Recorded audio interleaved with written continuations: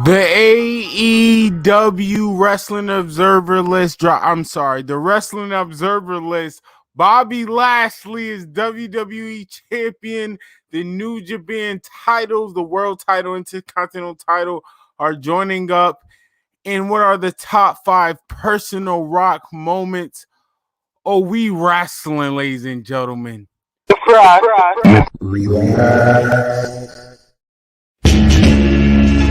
Swirling mass, Yeah. gray and black and white. Turn my mic up.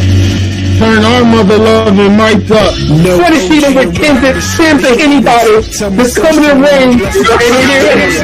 Hunger Games up in my head. Gotta get the dough, babies need. And gotta go in fifth. The facts. Virgil. All right. Nah, you ain't doing me like that. You ain't doing me. For my Black Queen, Sasha. And Goldust. All right. Yo, you are foul, bro. You are. Jeff Hardy at number 5. Number 5. Goldust. All right, Goldust. All right, Ty. All right. Cool with that. Niggas give me props every day. What I'ma do with that? Eddie Guerrero going in Wrestling God. Y'all just gonna have to be mad. Y'all just gonna have to be mad. That's just how it works. Whoa. Nah, you whoa. I can keep the job. I ain't giving donkeys today. That's the seed of God plotting on my So dad. my hot take and my hot trash of the week. Go to the Whatever. I'm giving it a horn swallow. That's what your favorite squad. Whoa. I'm giving a Spirit Squad because it was so good. You get a goddamn Spirit Squad. You're nasty, filthy top 5. Peers who, as it appears, ain't on my tier. Being hated by cats. Get that one. Oh no. Oh, this Oh, God damn it. It's your photo 40%. Yo, Montez, I think you put me on. Yeah, I was about to say this. Hold on, yo. You lucky WWE got copyright laws. Boy, I would play the Street Profit. What channel is that? What channel does that come That's on? the next question. That's to Homie, pull up a chair, and we ain't talking careers. Hey, it goes right over my face too perfectly. That is funny, but He had a good one with Rhino. Talk. You know these That day, what was the weak version of Ray Phoenix? Who's your host party? Yeah, I'm good on that.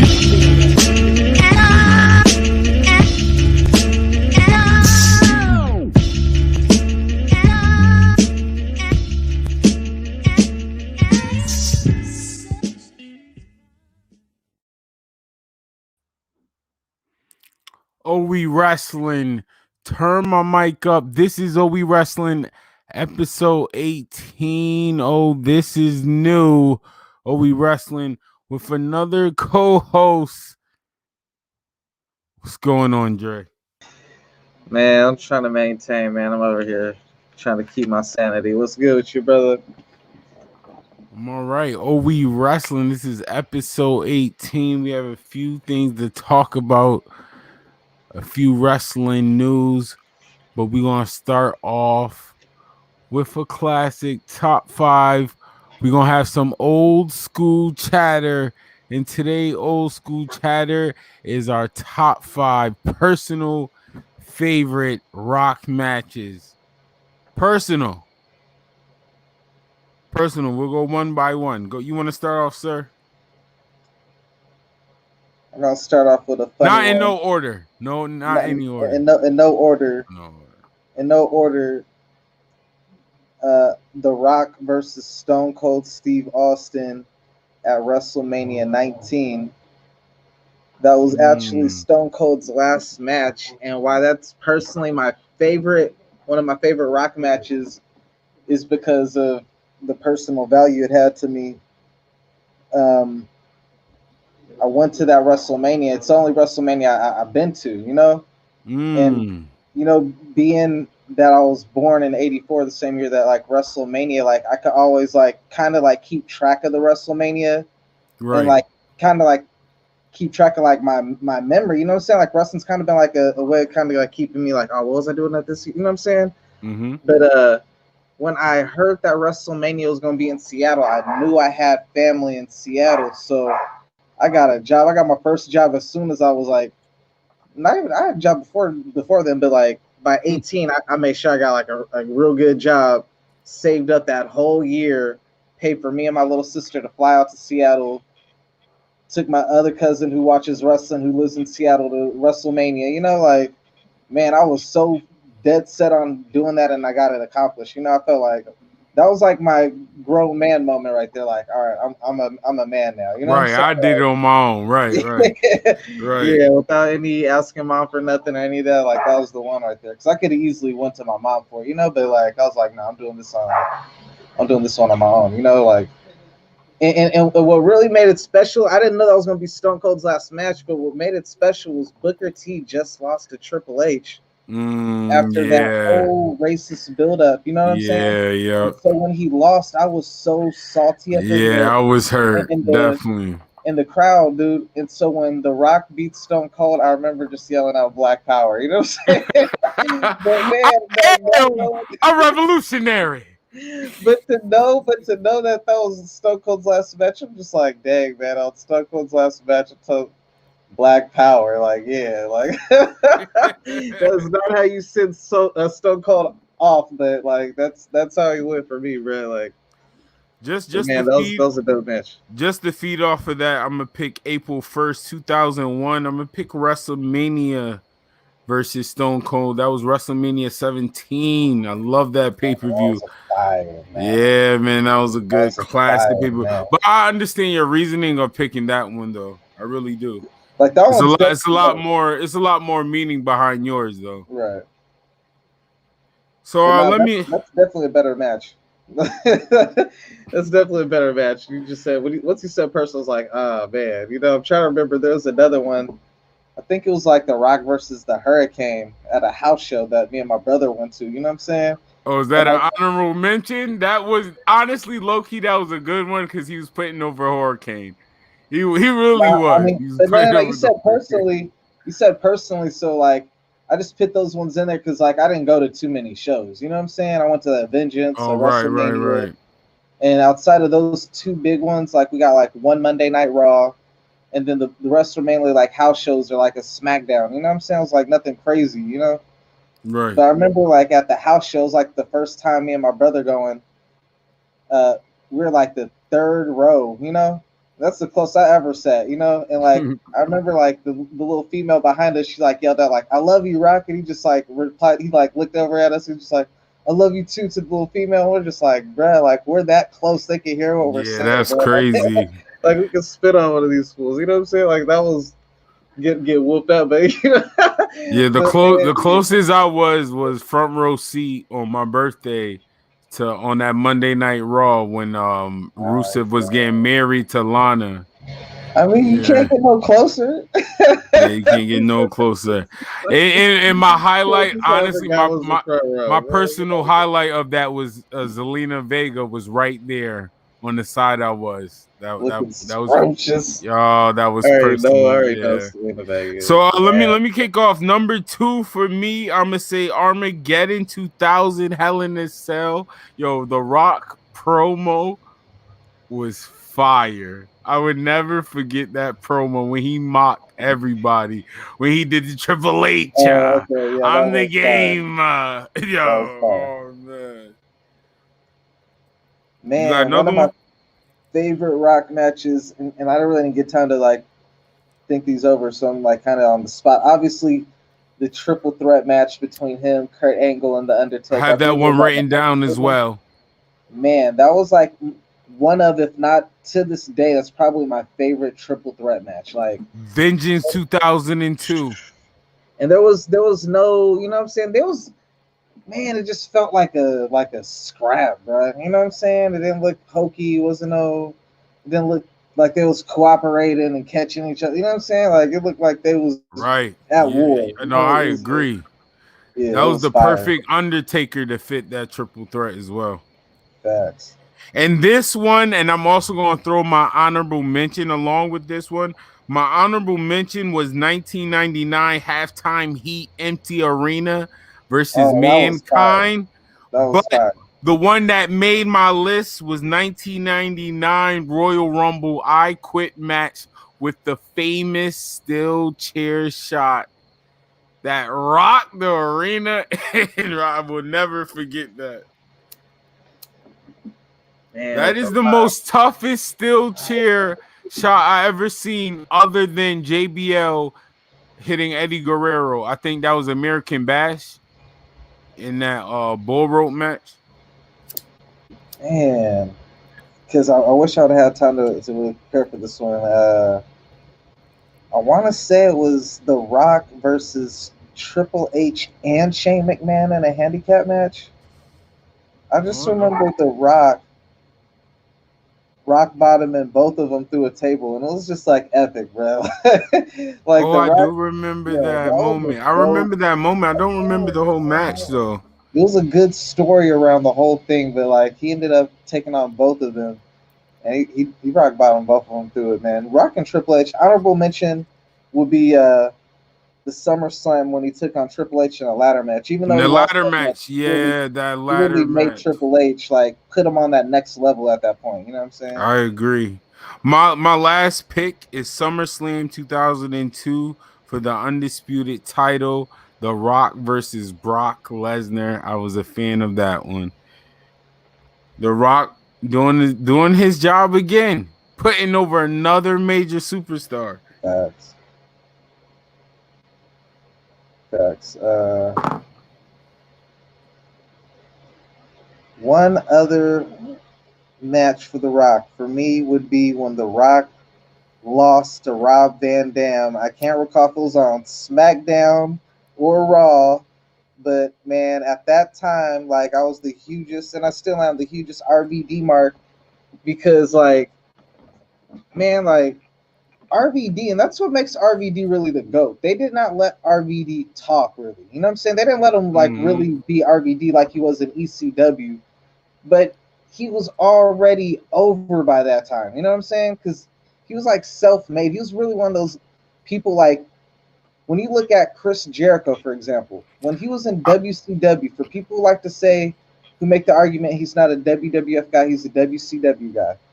I strongly disagree. Even though he started off in WCW, even though it's a big organization, he is a WWE guy.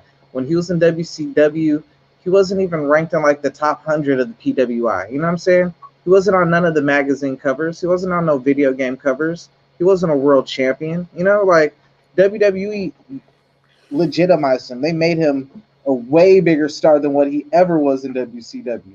RVD already was like a huge star coming into WWE. You know what I'm saying? Yeah, And he was known from off of his ECW. own merit. You know what I'm saying? It wasn't Yeah, off his own even machine, you know? even his highest point in WWE was because of ECW Like, moments. bruh. And this is like why I get hung up to. Like, I love Eddie Guerrero to death. You know what I'm saying? But I'm a wrestling fan. Oh, You know what I'm don't do saying? this. Oh gosh. I grew up on Eddie Guerrero, so I'm gonna. Oh That's what I gosh. say. But Eddie Guerrero in WCW, he had fire matches with Rey Mysterio, Psychosis, Juventud Guerrero. You know what I'm saying? Like they really put on, and honestly, they were the best part of the show. The But they best. were The only reason why they were low key the best part of Nitro, but they were still told like from a story aspect as if you're our junior. You know what I'm saying? Kind of like what New Japan does. Like I'm not gonna lie, because Eddie Guerrero to me, he's not a WWF guy to me. I'm sorry, maybe because I was a fan, I watched him so long, but I wouldn't have known I wouldn't have known Eddie Guerrero if it wasn't for WCW. I mean, he did stuff in ECW, but him versus Ric Flair, I remember. Like I said, people knew Chris Jericho from WCW. People knew Eddie Guerrero from WCW, but WCW never said you are a main eventer. you are not a person we're gonna put the world title on. You're not a believable world champion. Eddie's still Like not a that's something W. WWE did. That's like And what really made people.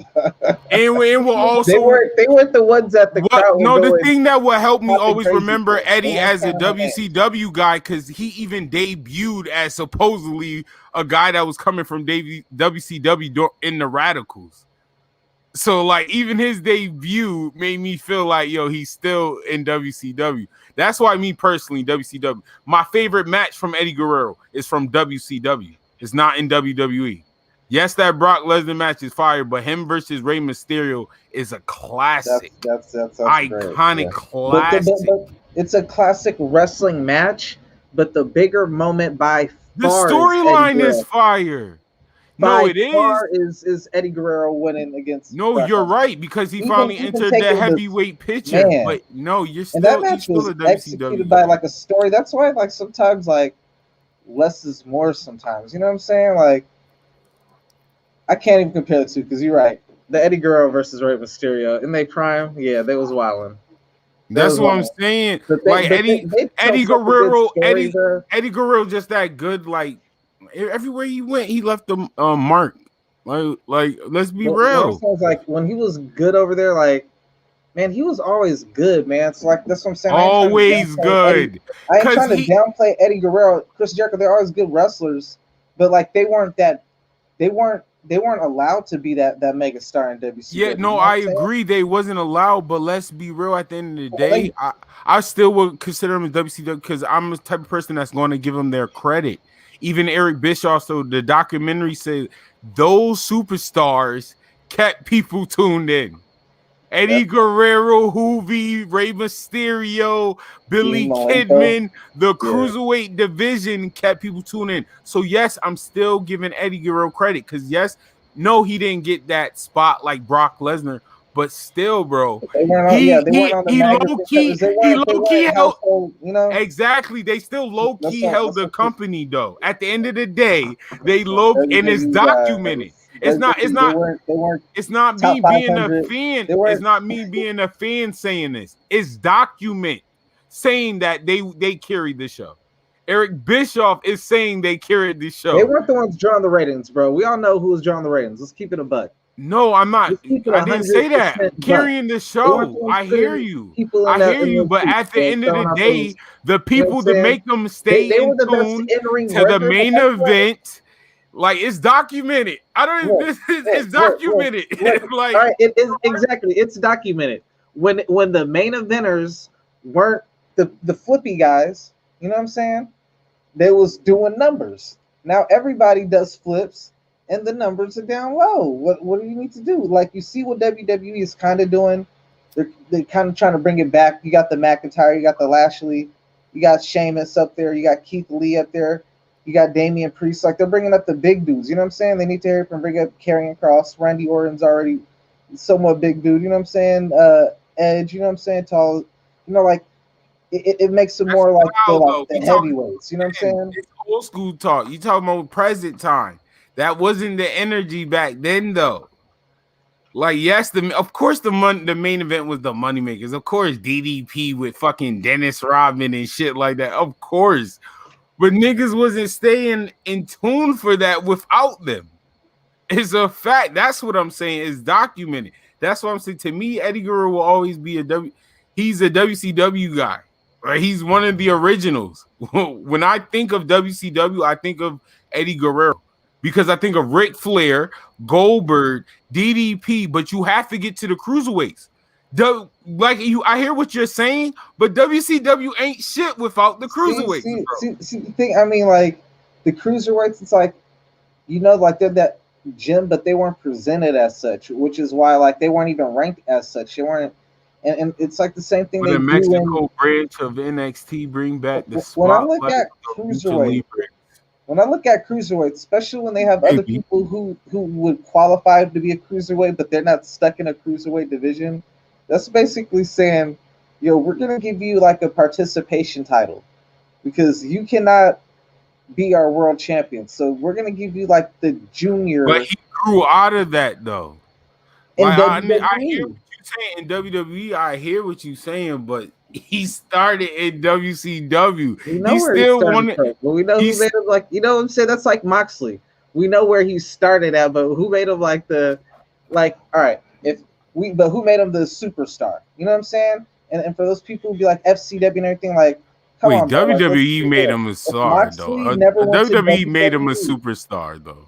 Exactly, that's what I'm saying. Like, people be like, no, he's not a WWE guy. He's an FCW guy. I'm like, look, if he would have went from FCW, he wouldn't have went straight to New Japan and just won the title like that and held the title this long. He wouldn't have been able to leverage into the main event, like showing up at the very end of the very first AEW pay-per-view and still in the spotlight and then taking the title for the whole year almost. You know what All I'm right, saying? my only difference is to that is though, my only difference is to that everybody's not gonna remember, even like the real wrestling fans not gonna remember Moxley in FCW. A lot of them are not. It's either WWE or AEW now. When you talk about Eddie Guerrero, WCW still stands out, bro. That's what I'm saying is the difference. You have to, because you know why? You have to go back to what is considered a classic. This match is in people's top 5 matches ever. And that's not even me just saying that. This is other people. Like Eddie Guerrero versus Rey Mysterio at Halloween Havoc is in other people's top 5. So how dare I not consider that? I know what you did in WWE. I could see it being in some people's top 5 because it is a really good match. Like, that match was fire. The storyline behind it was fire too. I really got to go back and the storyline was dope, but trying to get Ray to join LWO and everything. That's ironically enough the first 2 people I ever heard about in ECW. Years before I even heard of before I ever talked about that too. Was Rey Mysterio and Sabu. My homeboy buddy over in Lemon Grove. This dude told me about these dudes. Like, yo, you gotta catch ECW. He's like, there's a dude called Rey Mysterio. He's like the best wrestler in the world. And then there's a dude named Sabu. He's like the craziest. I was like, bro, I gotta. And then to even talk about it, bro, because the reason why I say WCW, because some people can say, why not say ECW? Because I don't really know him for that. But him with how Eddie Guerrero got the frog splash from when he was tag team with that Bart, that's who he got the frog splash from in ECW. His another classic moment from the GOAT, Eddie Guerrero versus Dean Malenko.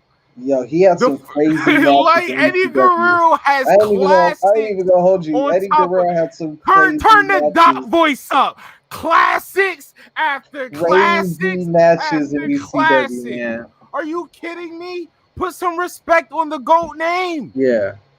Like, I'm not just picking it. I hate when people say, yo, you saying that because he died. No offense. Jimmy Superfly Snuka passed away. Roddy Piper passed away. I can back up why Eddie Guerrero is top 5 dead or alive. Every promotion he been in, he has a classic. A classic. A classic, bro. ECW, WCW, WWE. Classic. Are you kidding me? We wasn't even trying to get here. I don't even know. He ain't better than RVD, bro. He's not. You know what I'm saying? Respect. Whoa! Respect that wasn't even the argument. Oh, you know? God. Turn my mic up.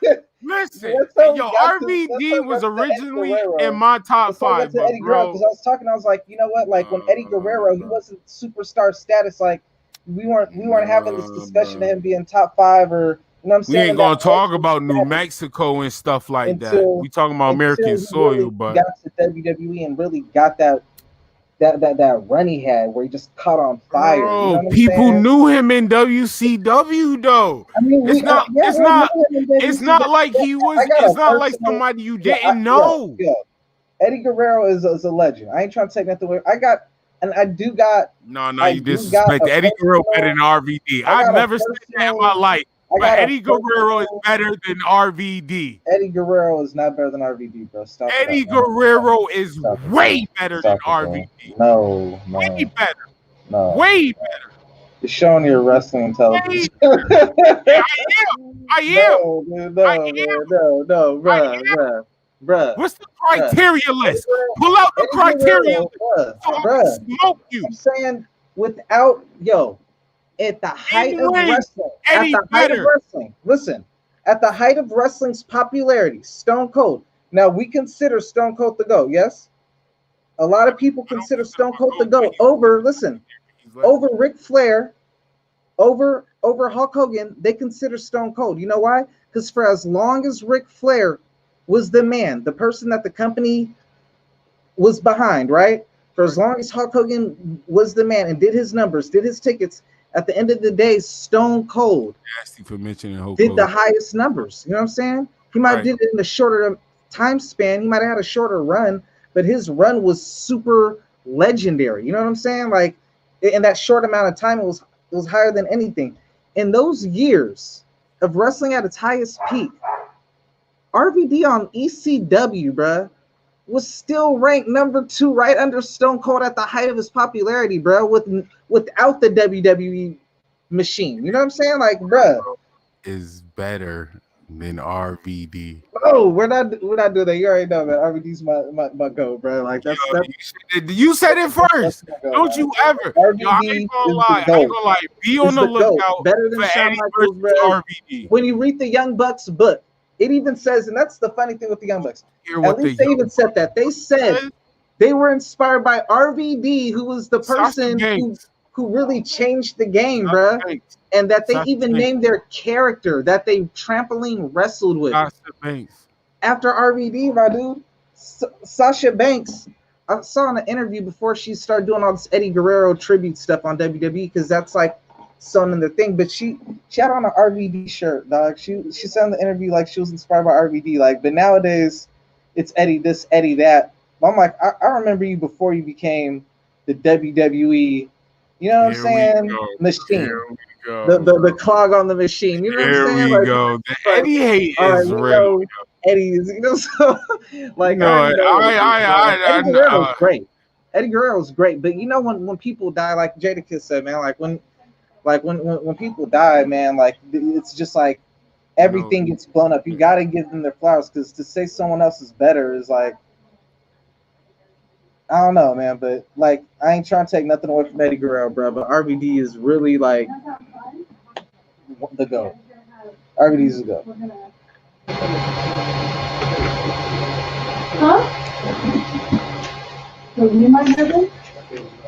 That's the problem with wrestling today, man. Everybody trying to wrestle like RVD, but they can't do it like RVD, bro. Still got that. You have lost your freaking mind. Eddie Guerrero is the goddamn GOAT. We gonna be wrestling already, but let's get some topics. We wrestling. New Japan titles are becoming one. The World Heavyweight title and the Intercontinental title are becoming one title, and we are getting a new design for the IWGP World Heavyweight title. And sir, I'm not happy about it. I will say that. I will say that. Man, New Japan has such a rich history with their Intercontinental title. To basically merge it is pointless. You know what I'm saying? And then change the design. Why? Because other companies are doing it. Your title is beautiful. I think they have the best looking title in the game. I concur, sir. The IWGP World Heavyweight title is fire. It does not need to be touched, altered, nothing. Do not leave it alone. I'm excited to see what they do, but man, the expectation, the bar is so high. I don't think they could. That's my problem with that. How do you outdo that title, bro? That title has been there forever. You just have to make that lion big. Still looks better than we have seen so many remakes, and it don't even compare to the oh my god, But I'm man, worried. they're in Japan, bro. Japan design and artists, man, they different. That bro. is true. That is true. So like, I'm thinking, man, they might wild out with it, That is true. I But will give it man, a chance. I'm a little scared though. I am a little scared. yeah, that's a tough one, bro. But at the same time, man, when I look at the U.S. title, that U.S. title is so beautiful. That's probably like my second favorite title after the New Japan World title, and all titles, period. Like that and the NXT UK title, that's a dope title too. Right. These 3 titles is fire, but all their titles is kind of dope. The United States title is beautiful, dog. That they got. If yeah, they gotta do it, man. They're gonna do something dope for it out there. Definitely. Man, U.S. title just took over the Intercontinental title, though. They ain't got no history behind it, really. You know what I'm saying? Because they about to get American, TV time.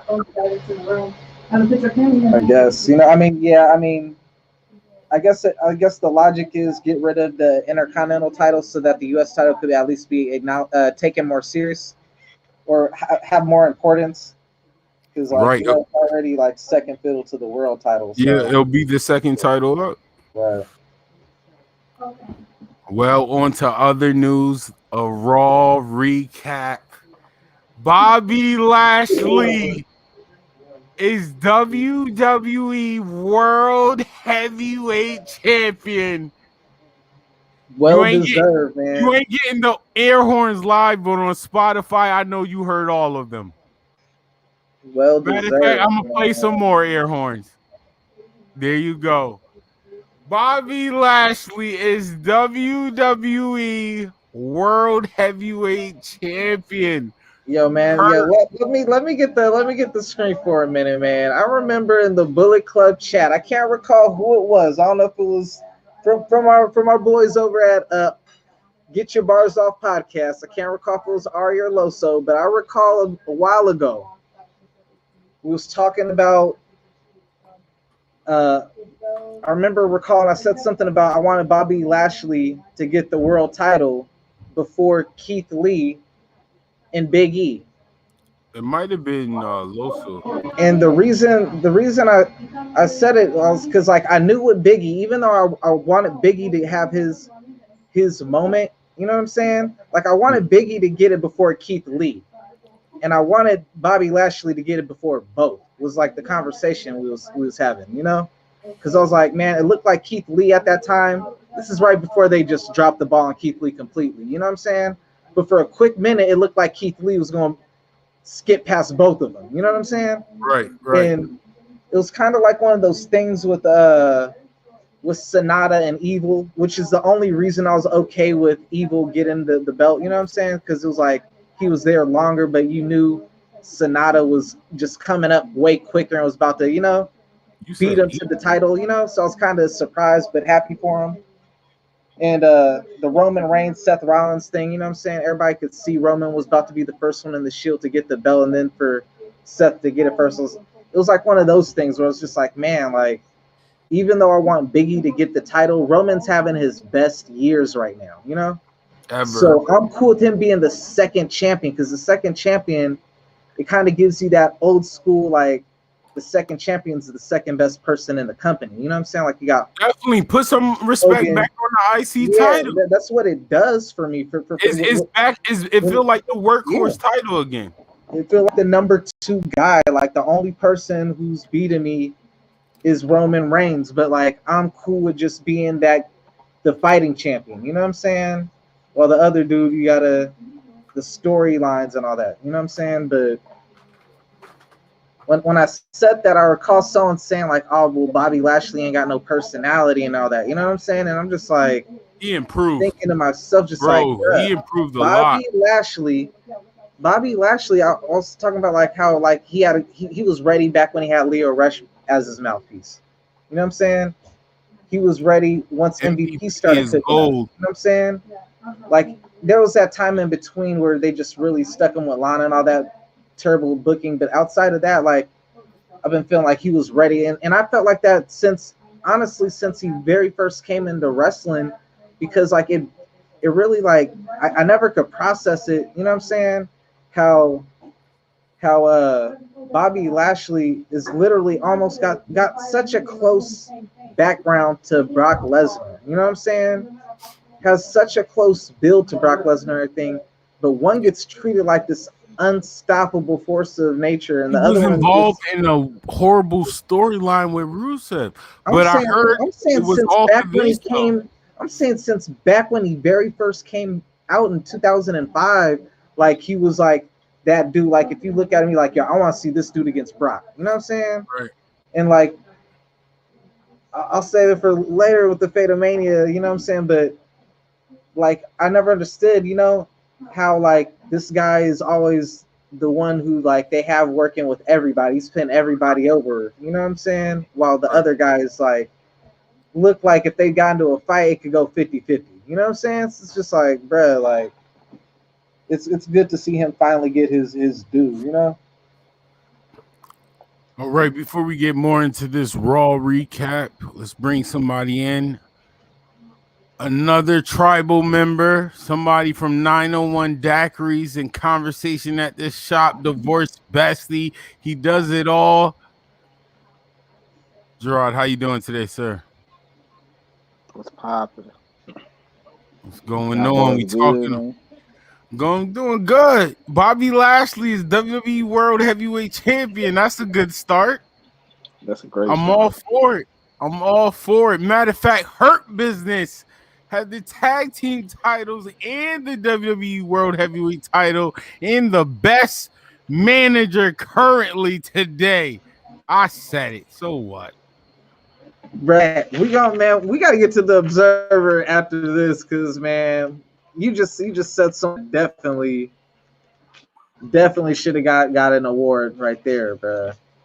Maybe should have got 2 awards, man. MVP, man. Give that man his due. Right, come back as a random Royal Rumble entrant 1 year. Next thing you know, you put niggas on. Right.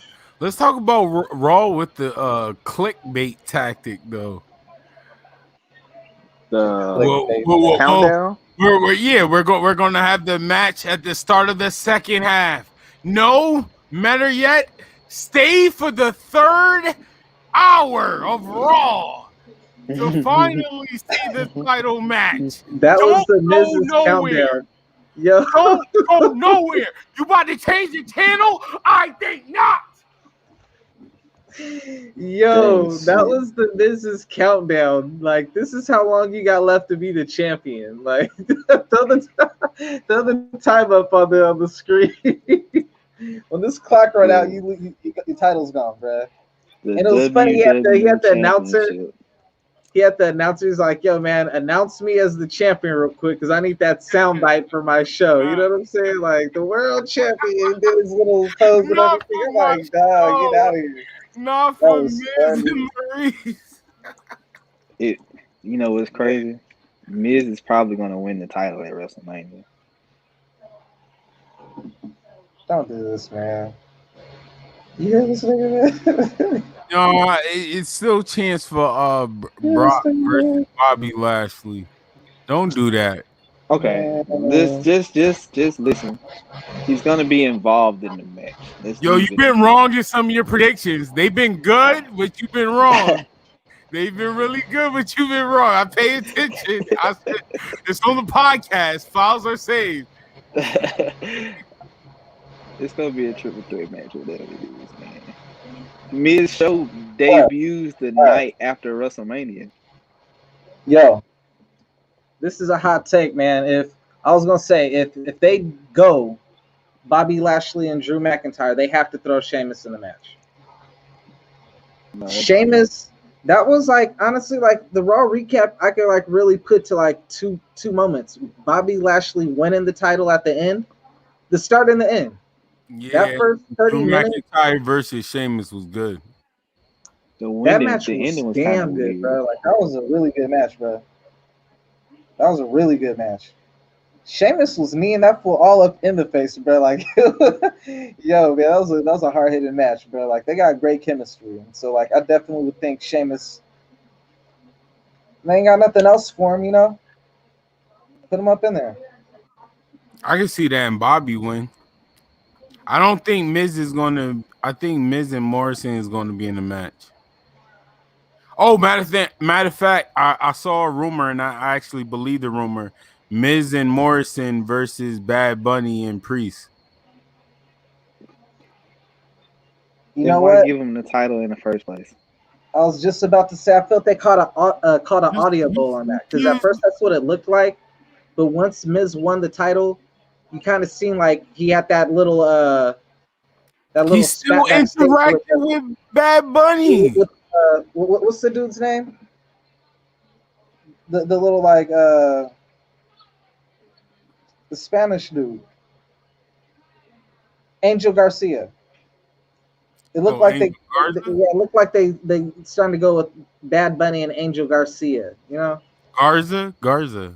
Angel Garza. They're already burying him. Come on, man, say his name right. God damn. Man, hey, you drafted him, bro. They should have left him at NXT. Did he even get a takeover match? I think he did. How do they always got? They be booking Garza, but don't know what to do with Andrade. What's that about? Because they don't know what to do with Garza. Show. What are you talking about? What is Garza doing but getting buried? You can't have two Mexicans on the same show. I thought we all knew that. I mean, everybody can't win. Everybody can't win. Everybody can't Garza win. Can take those L's. But Garza can take those L's, and it does nothing right now because he's not like really in a position where L can really hurt him. He can only go. You gonna have Almas take these L's? Almas can't take these L's. Almas, no. Now I'd have a gripe if Almas was there and taking L's. You know what I'm saying? Mm-hmm. But it's different. Umberto? What about you said Umberto? what? What about the Umberto kid, the other Mexican? We ain't seen him since Seth Rollins. He's on my Matt Carpart list. I wasn't a fan of him. I don't think nobody would because he came out. He had no charisma. Like, all right, yeah. They just pushed him to the main roster. He had one NXT match, and them niggas said, "All right, bro, you can go." Not even one of my boys, because he really don't know like behind the scene wrestling. He was like, "Yo, Sin Cara took his mask off." I was like, "Oh, oh." Yeah, that's funny. Sin Cara was a PWI #1 wrestler of the year, or like, no, he was the Observer. He was the wrestler of the year in the Observer one year, right before he came to WWE, and then he went from the best wrestler of the year to the jobber of the greatest jobber of all time, bro. Once I heard that, I'm like, yo, he's got to be the greatest jobber of all time. How WWE take, presumably by Big Dave Meltzer's standards, the best wrestler in the world and made him like so irrelevant? You know what I'm saying? Like that's a feat of its own. I think WWE does it today just to do it today, bro. Oh, you think he wrestled here? Watch what happens when he comes here. Watch. Okay, WWE, this is a whole Raw recap. So WWE, what's going on with the women tag team title? What's going on with Naomi?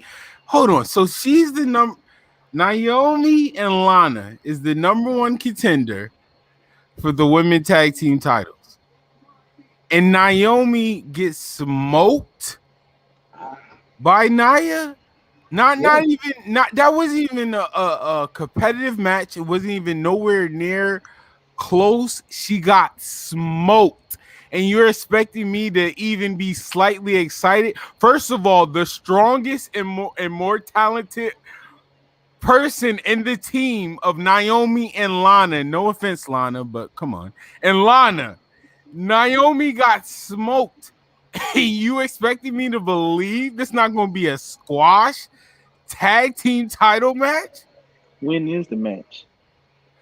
I don't know, but it's like they already low key, and this is what I don't like about Raw and main roster. Low key, y'all buried the NXT match. I don't think so. I don't know. I don't think they're gonna pull the trigger. Then I think they are because of Raquel Gonzalez. All right. The only reason why I would go, they will pull the trigger because I think Charlotte and Baszler might have something going on for real. Even though she won Oscar, I think Fastlane is first though. Shayna That's wins the the only title at Oh, yeah, Fastlane. there's a fast lane, We man. But still Charlotte, there, man, I'm Frass. so sick of Charlotte. Look at everybody's Whoa. storyline, and then year after year, Charlotte just on pulls the up. roll today. Eddie Guerrero, Charlotte. God. Look at Charlotte. Look, she just comes up there, Asuka. I didn't want to fight you, but I want to fight you. I'm like, man, if you don't. All right, that was kind of corny. That was What else is you what just else to is call she out supposed to say? your title bro. matches at No, bro, WrestleMania. she wasn't supposed to say that. She was not supposed to say that. I didn't want to fight you. I just wanted to team up with the best. I didn't want to be in the title picture, but you know what? I do. What? Well, you know. Come on, now. Charlotte is actually good at promos. That was trash. That was trash, but there was something worse, bro. Exactly. She's a bad baby face. Braun Strowman, what are they doing to man? No, like, yo, oh my gosh, I'm glad we're here. I'm glad we're here. I'm glad we're here. Hold on. Let me get out the way. The first goddamn spirit squad of the day. I see what y'all doing, and I'm disgusted. I'm not happy. I'm angry. Are you kidding me? Y'all about to book Shane McMahon versus Braun Strowman at WrestleMania? This is gonna be the Make-A-Wish Foundation. No, I'm sorry, Dre. I'm not done. I'm disgusted right now. They're about to book. This is why I don't care. I was one of those fans that said, no, I don't want 2 days. Let New Japan do that. Let WWE have 1 day. Just pack the car. No. And this is why. Because we are getting Shane McMahon versus Braun Strowman. Because y'all want 2 days. Y'all want 2 days of WrestleMania. That is trash to me. It's WrestleMania. Not WrestleManias. Are you kidding me? Shane McMahon versus Braun Strowman. How many piss breaks am I going to have at WrestleManias?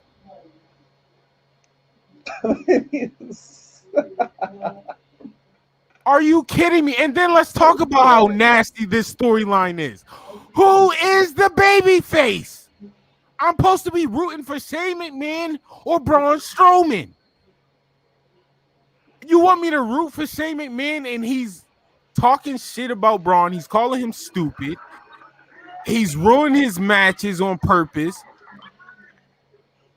What is going on? Because y'all want 2 days of WrestleManias.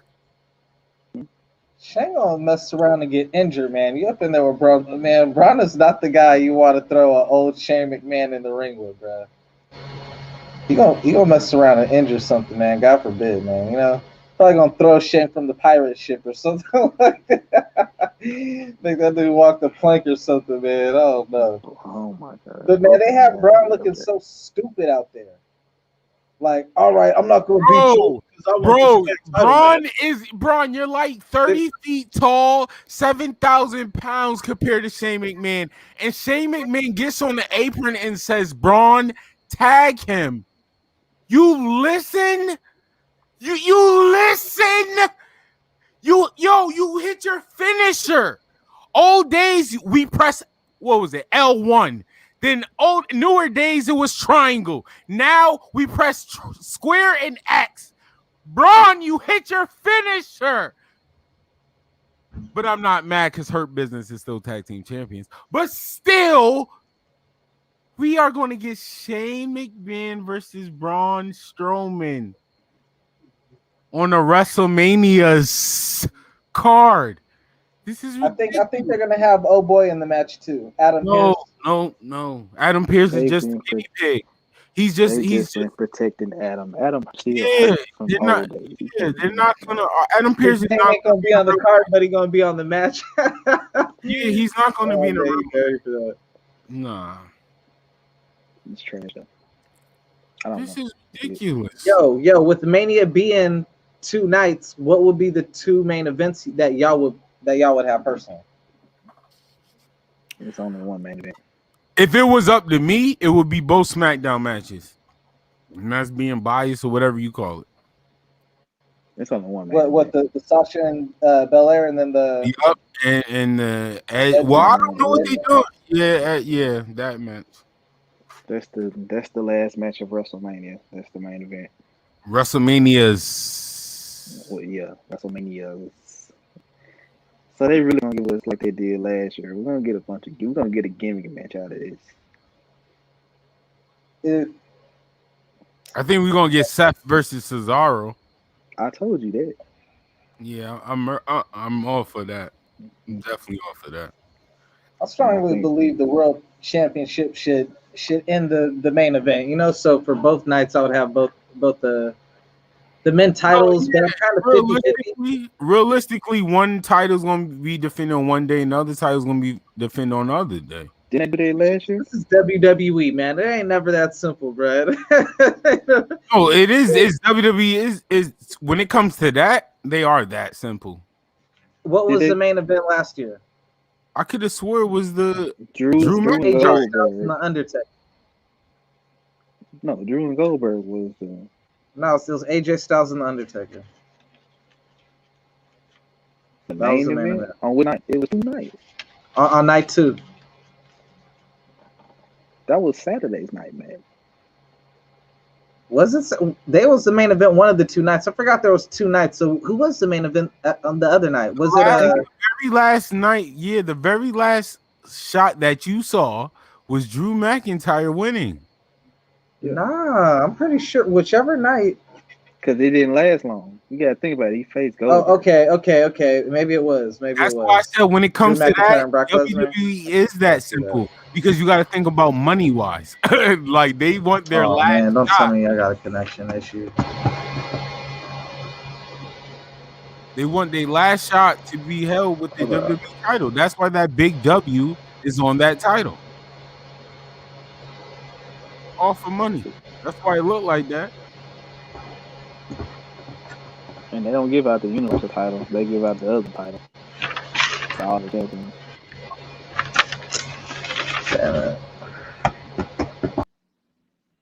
Andre Internet done went to. Yeah. Y'all know. If y'all know Andre like we know Andre. Yeah. He gotta start his internet up with a lawnmower cord. Control Alt Delete for his internet. Dude.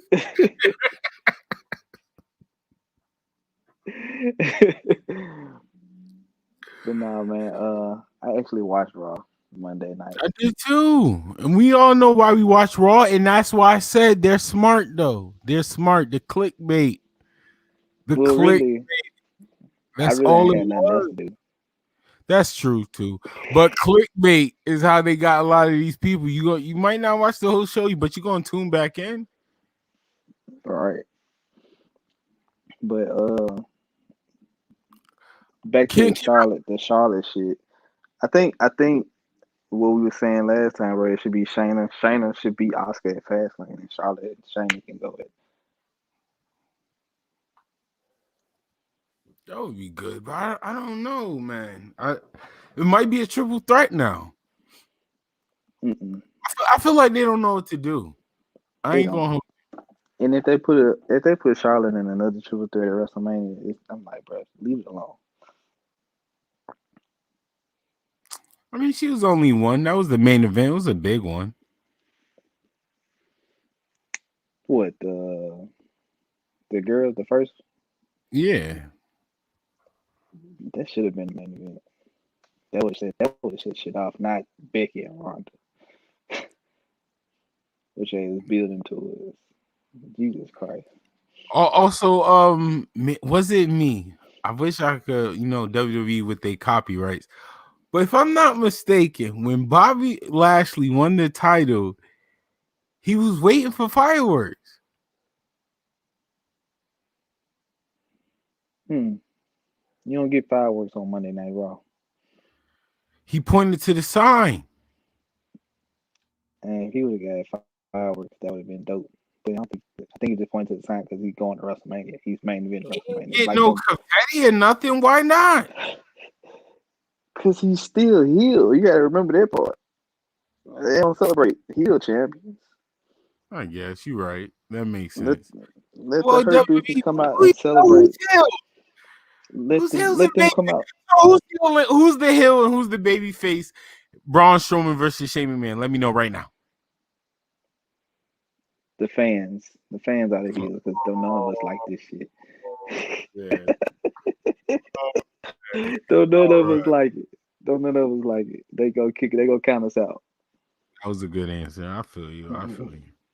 Don't none of us like it. But nah, I don't even know, brother. I hope we don't get it. I don't know. But hey, just leave Braun alone. If you're not gonna put him in the title picture, just leave the nigga alone. He's facing Shane, yo. It's too late.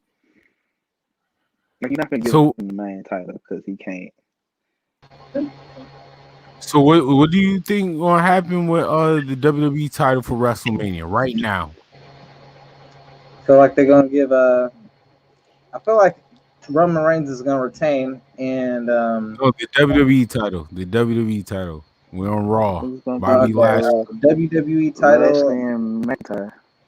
I feel like they're gonna have Drew, unless yeah, they're gonna have Drew. They're gonna have Drew win the title in front of the people, because he held it down the whole pandemic and never really got his moment in front of the crowd and everything. So I feel like they're gonna just have, I feel like they're gonna let him win it, and they're gonna let him have a run until around SummerSlam at the longest. If not sooner, they're gonna take the title off him, put it on Lashley, and then that's gonna lead to probably Lashley and Brock Lesnar at some point. So. But Lashley's gonna do the job at WrestleMania for McIntyre. No. I don't know who's gonna all be involved in it, but McIntyre's gonna win. No. Drew doesn't get 2 wins at WrestleMania. That's not what I want to happen, but that's what I see them doing. Drew's not getting 2. You don't think so? I mean, they do not believe you McIntyre though. we're not giving you 2 WrestleMania moments back to back like that. I feel Bobby Lashley could have his WrestleMania moment. That's what I'm saying. This is old to Bobby. I would hope so. I mean, that's just what I see WWE. Zack Ryder got a WrestleMania win it, and then Brock Lesnar attack. Hey! We do not mention car park. Oh, my bad, guys. One of those car parts got a WrestleMania moment. Yep, that one right there. Yo, at the biggest audience, and that was arguably the match of the night. It was between that and that.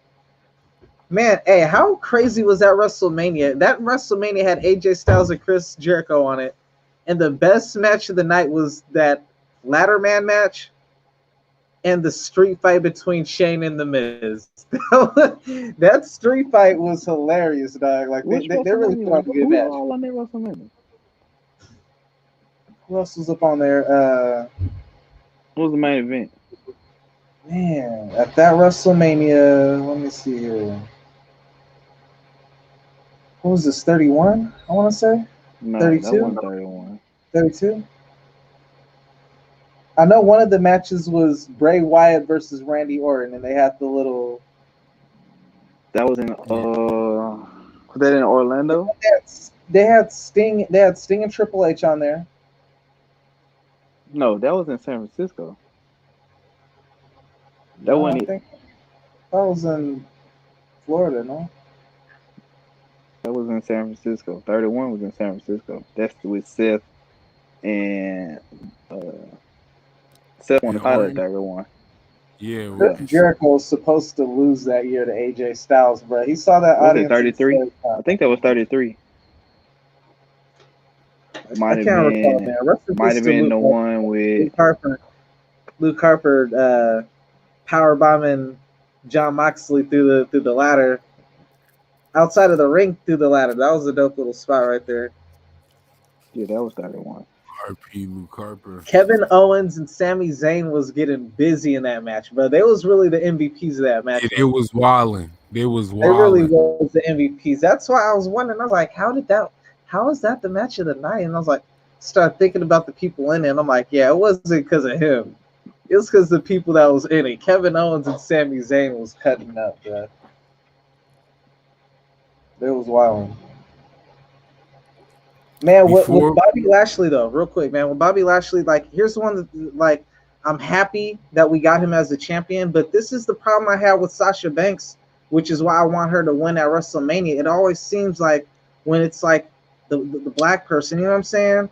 Like, they don't get their title wins on like historic, you know what I'm saying? Like, if you go to the app, if you go to the WWE app, you're gonna have to. It's gonna be kind of hard to find that as time goes by, because it ain't on a pay-per-view where it's like only like one pay-per-view for each year. You know what I'm saying? Right. Or like you have to go through I need to know the month, day, and year and all that. You know what I'm saying? It's gonna be way harder to find in that long archive, you know? So like I don't like how like Bobby Lashley, I would hope he retains it, because I hate how they give it to him like the Sasha Banks. They give it to him on the smaller, you know what I'm saying, pay-per-views, just so that they can hand it off to someone else. You know, they're golden, you know what I'm saying? They're privileged people. Like Charlotte's a great wrestler, you know what I'm saying? So I hate to like use her as the example, but it's like, man, I hate how like they'll give you the championship at like TLC. She deserves Hell in a Cell match, but then that's just so you can lose the title to Charlotte on the pay-per-views that really matter, the SummerSlam, the WrestleMania, the Survivor Series, and Royal Rumble. You know what I'm saying? Like, yo, let Bobby Lashley have a run. You know what I'm saying? Don't just let him have a Fastlane pay-per-view title defense, and then after that he loses on the next. No, I think he gonna win and have his WrestleMania moment. I really believe that. But just to keep things going, because we got to get to that list. But before we could get to that list, tomorrow is Wednesday Night War, NXT and AEW. AEW has a pay-per-view coming up this Saturday. But let's talk about NXT. What are y'all thoughts about NXT? What are y'all thoughts about Escobar right now, currently? And what are your thoughts on Adam Cole?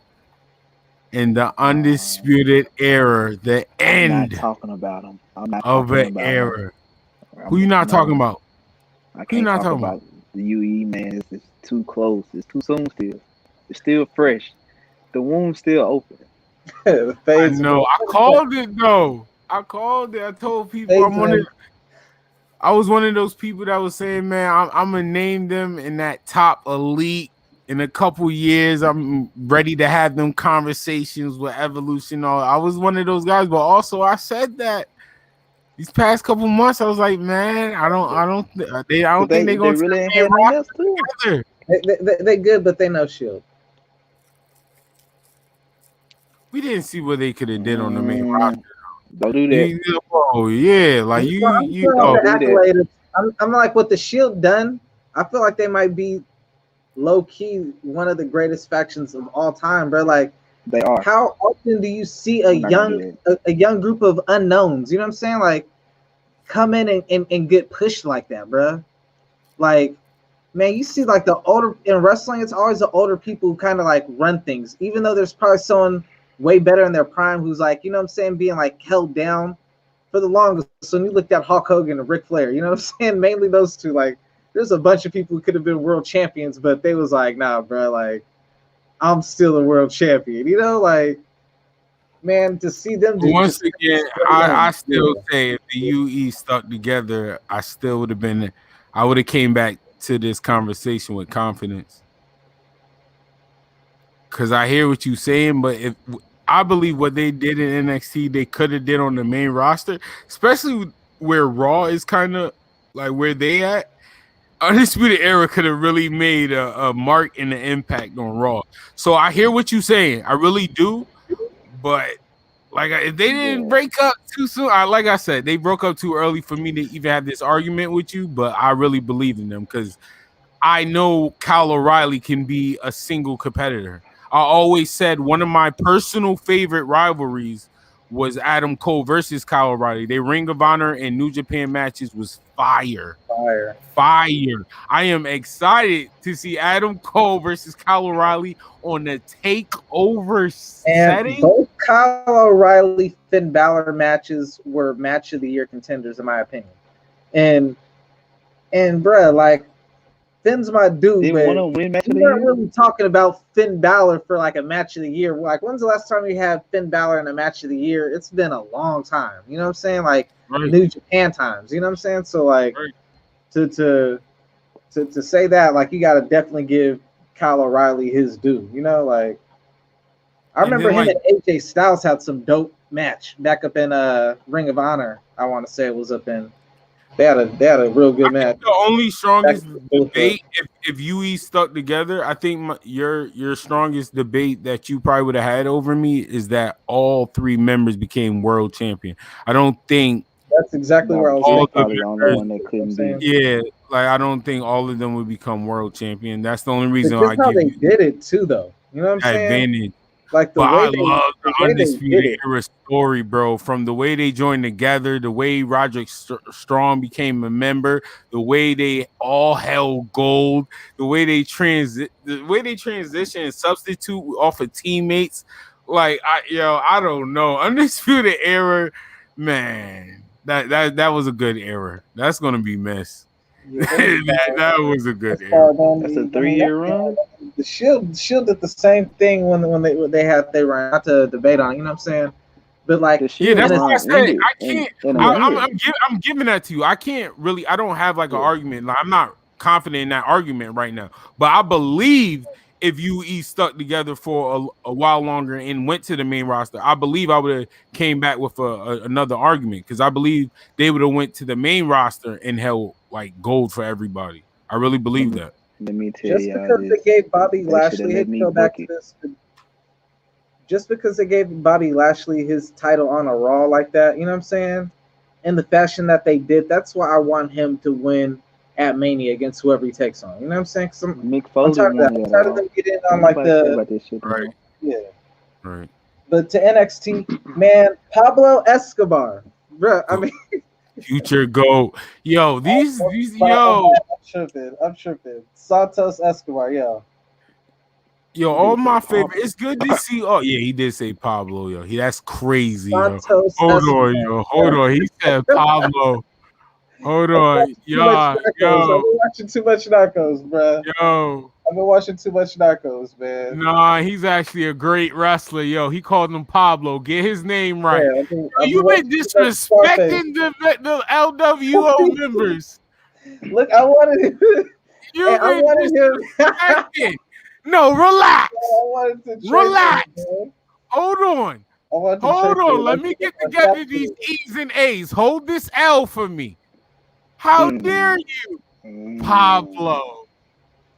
You're a gangster, bro. I got him confused with the gangster, man. That's a compliment. That's a compliment. That's the highest of compliments he could receive. Excited. Yo, but real talk, that match he had with Killer Cross was the best Killer Cross match I've seen since he's been in NXT.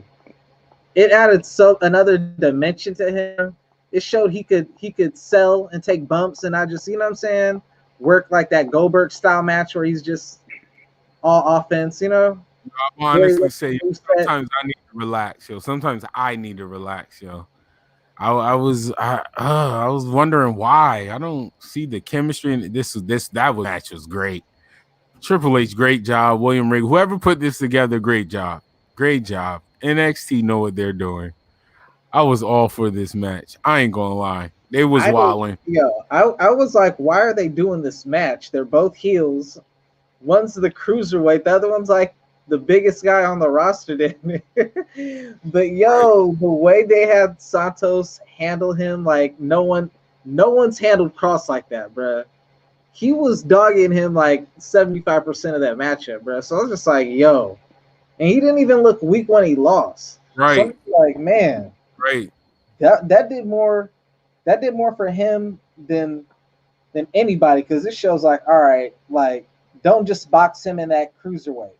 Like he could be that was great challenging booking. for any title on the roster, bro. You know, North American title time. Level up one by one.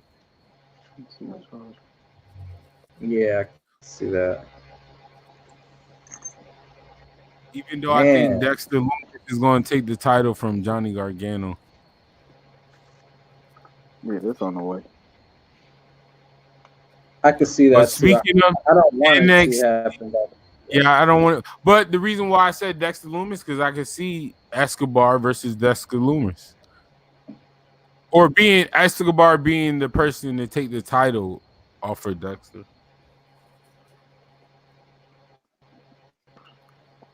AEW, they got a pay-per-view this weekend. Are y'all excited at all? What's all on it? What day is it on? Saturday or Sunday? It's on Saturday. I ain't watched AEW. I'm watching UFC.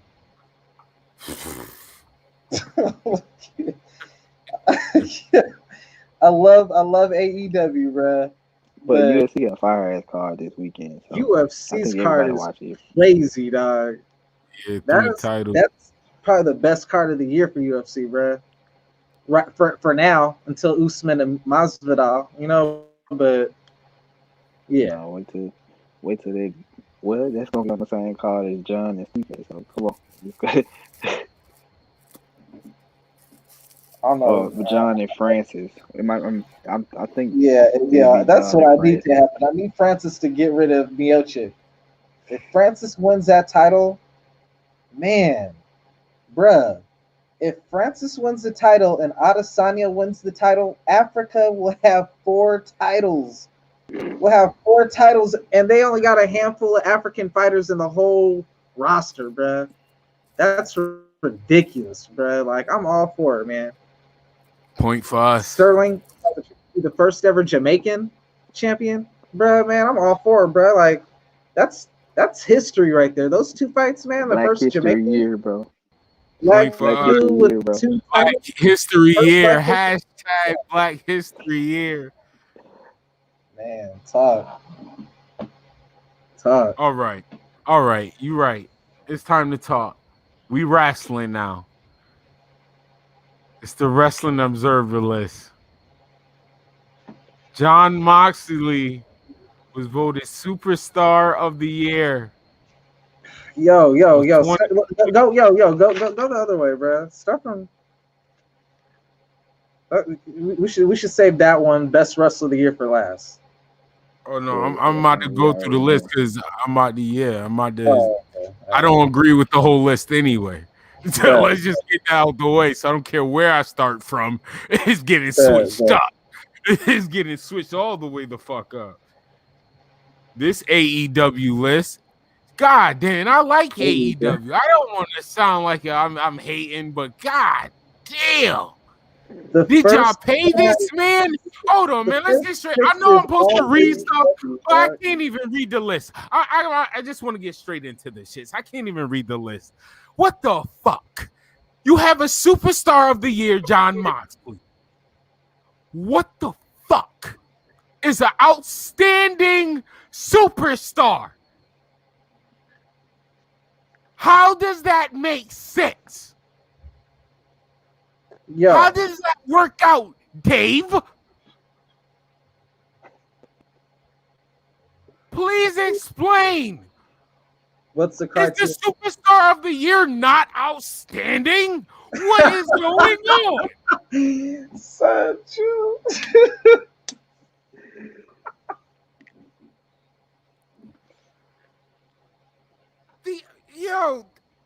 Kenny Omega, just say, honorable mention. You could have said that. I would have took that. Even that's bullshit, but I would have took that. Honorable mention. All right, word. That's your boy. It makes sense. But you straight up made a second Superstar of the Year category. Outstanding. What was the Superstar of the Year then?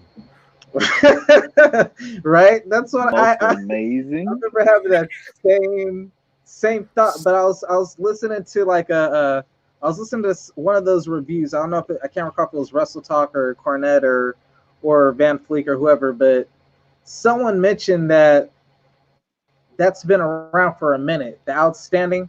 So I'm just trying to like grasp what's the criteria of that, because like if I'm thinking outstanding, like I could feel like say like for someone who like you could make like the argument, you could say like if it wasn't for Roman Reigns starting his gimmick so late into the year, you could say Wrestler of the Year. But the argument's gonna be like, oh, he started like late September, October, you know? Like for anyone who would even possibly remotely say Kenny Omega off of what he's doing that last month in December since he got the title. You know what I'm saying? Like if you were to like do like a huge impact, but it just was like for a short remainder of time, you know what I'm saying? Like I could kind of see that for the criteria, but yeah, I don't know what the criteria is. When I think of outstanding though, I feel if outstanding should have went to MVP. Look what he's did for the Hurt Business. He's revived all 3 of those years. That's outstanding, dog.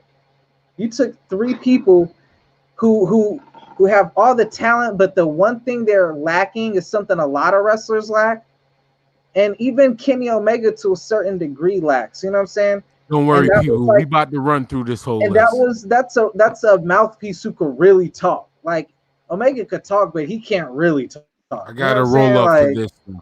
Yeah, like MVP, man. I think he deserves most outstanding, or if not MVP, the one person I would say over MVP would be Roman Reigns, bro. Like, how is it not outstanding? You were the most hated person for years.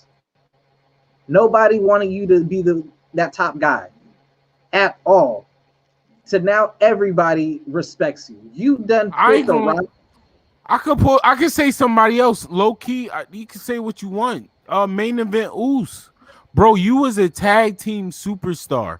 You was trapped in that tag team superstar. Like people looked at you as only being you're a twin. Like let's say what it is, and this is wrestling.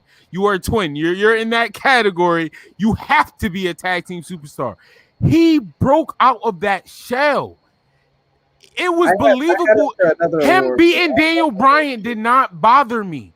He actually made it believable. Like he worked his character well.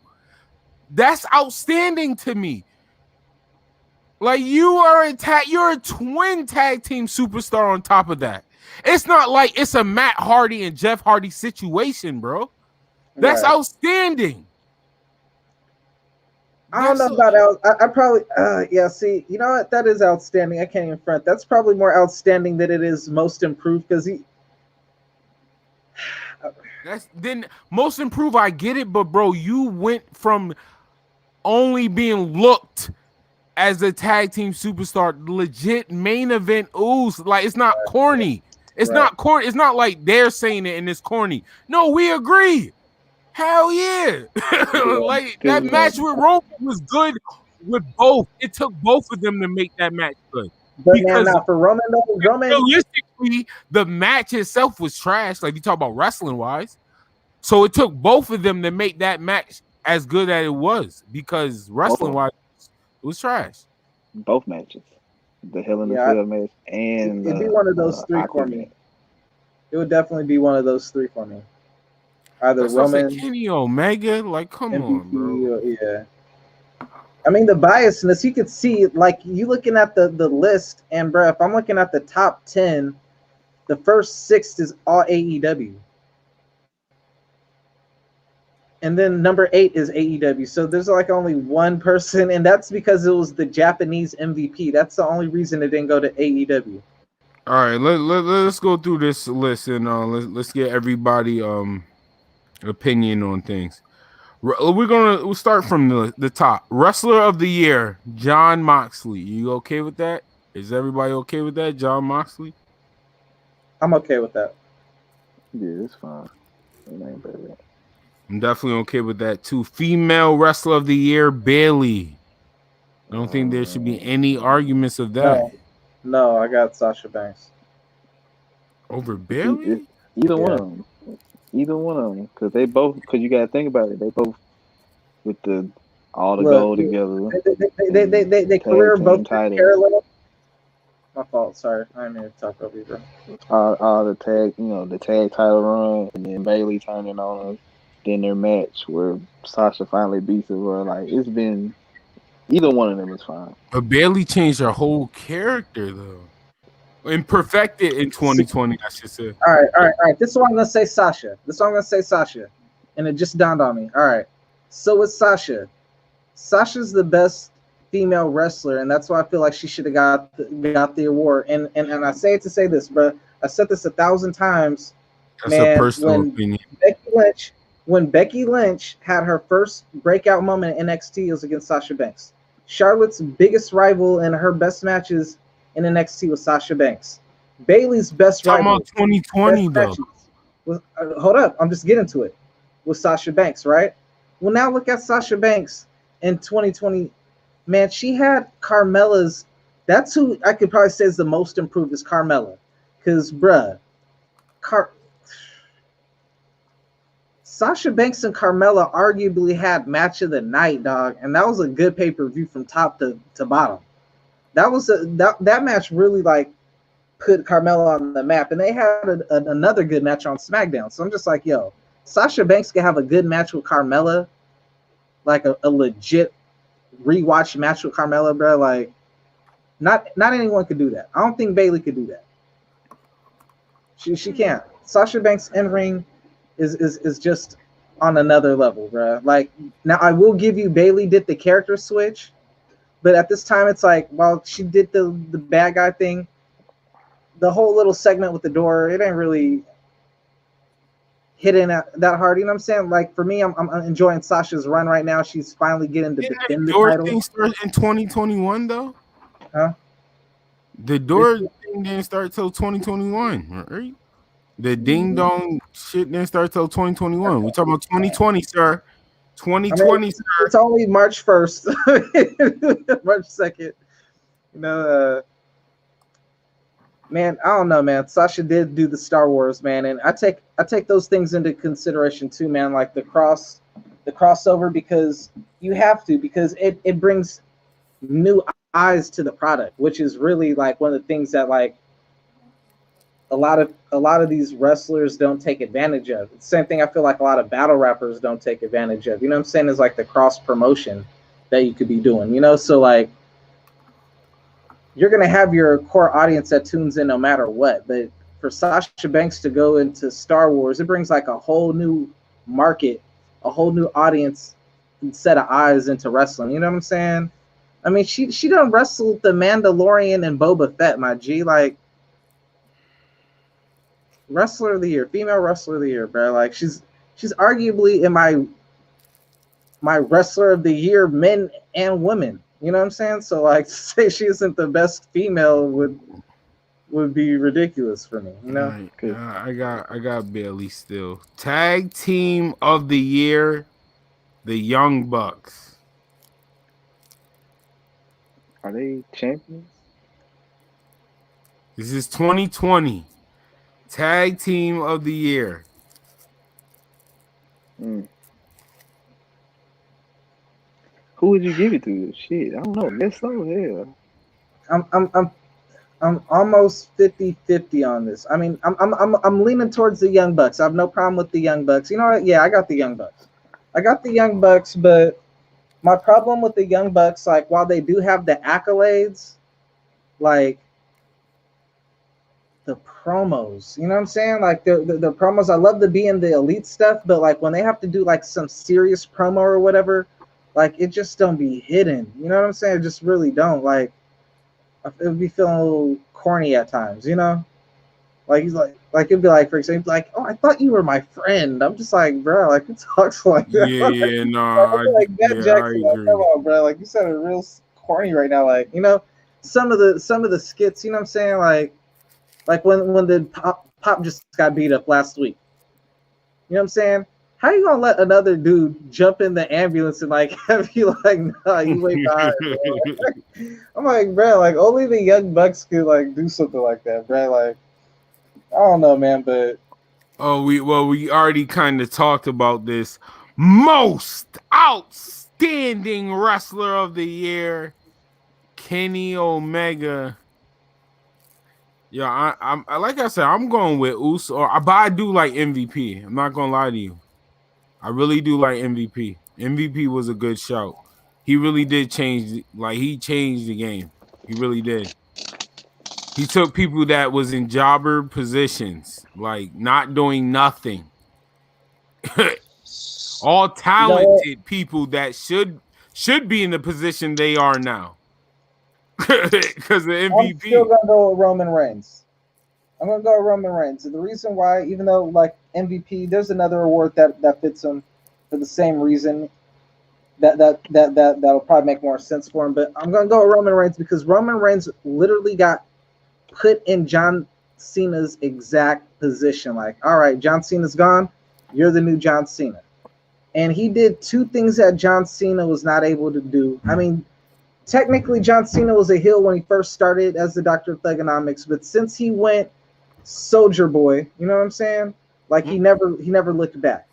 Roman Reigns went heel and he just like completely turned, like if at his best until he went heel, he was a 50-50 like John Cena. At his best a 50-50. But for a strong part of his career, and for the most part, it was dang near everybody against him. You know what I'm saying? Pitchforks, like the Salem Witch Project. You know, so like Let me Shout out to tell you Conscious Thought Podcast. Check out Conscious Thought Podcast on Spotify. Go ahead, Gerard. the thing about Roman, bro, it wasn't like Roman was, Roman had been asking to go heel for a while, but Vince's whole thing, the kids got to go home happy. So with John Cena leaving, the kids' next favorite star is Roman Reigns. That's why he got a big ass push because the kids love him. You can't turn them heel in front of the kids. That's the reason why you could turn John Cena heel, because you're gonna get the same reaction that you got when Hulk Hogan turned heel. see, I wasn't gonna say nothing, man. So when you pull the trigger with Roman, you pull the trigger during a pandemic where there are no fans. So you're not doing it in front of nobody technically. You can pump in all the boos you want to, because if you would have did that in person, niggas would have been cheering. Niggas would have been cheering across the land. Roof would have went off on the building, but you can't do that because everybody know. Like, come on, everybody they hear it. They know they want Roman here. Everybody knew that. We can't give them what they want in person. And then you gotta think about it. Niggas hate Roman right now. Roman wrestles at the pay-per-views and that's it. But do they? And here's the thing with them turning Roman heel, it's a double-edged sword, but positive, in the sense that if He's you gonna boo have him, that Rock feeling. if you boo him, then that's what they position him as, a bad guy. So The Rock in the Nation of Domination. This But is if you what's cheer gonna him- happen. that's why I look at it like they have the same thing with The Rock, you know what I'm saying? But with Roman Reigns, it was kind of like more John Cena, because when they did that with The Rock, it was from the very beginning. Even though he came in and got like the Intercontinental title, I think so, like right out the gate, like the fans like turned on The Rock immediately, you know? But with Roman Reigns, it's just like you see where he's going because of You don't forget, y'all. Roman put himself in this position. Remember, I'm not coming back to work if y'all don't give me what I want. So it wasn't WWE. That's why I said the Rock feeling. Now you can see Roman wanted to take that path. It was WWE that wanted to give him that John Cena type path. Because remember, don't forget, when Roman went away, Roman was like, I'm not coming back to work unless something, switch up. Like, I'm sick of the same shit happening. And I'm already not coming in because of COVID. Y'all want me to come back? Y'all better step it up. Idealistically, WWE does not want its top person to be 50-50 with the crowd. So like while they always tried to like justify it when it happened to John Cena, like they really didn't like that, you know? But they knew that no matter what they tried, they could not get the desired result of everybody. And you know, it's something I don't never get, because your top stars is kind of 50. When Austin started, like everybody wasn't a fan off rip. We got to think about when we was a child. We say that now because it's past. But when the time was actually happening, like everybody wasn't a fan of Austin. That I remember. Everybody was not a fan of Austin. So all that, what I'm saying is, most of their top success stars, The Rock. Certain people love them, certain people hate them. Some of their best stars are tweeners, bro. No, not really, because when Shawn Michaels, The Rock, Austin were all heels, people like everybody hated them. You know what I'm saying?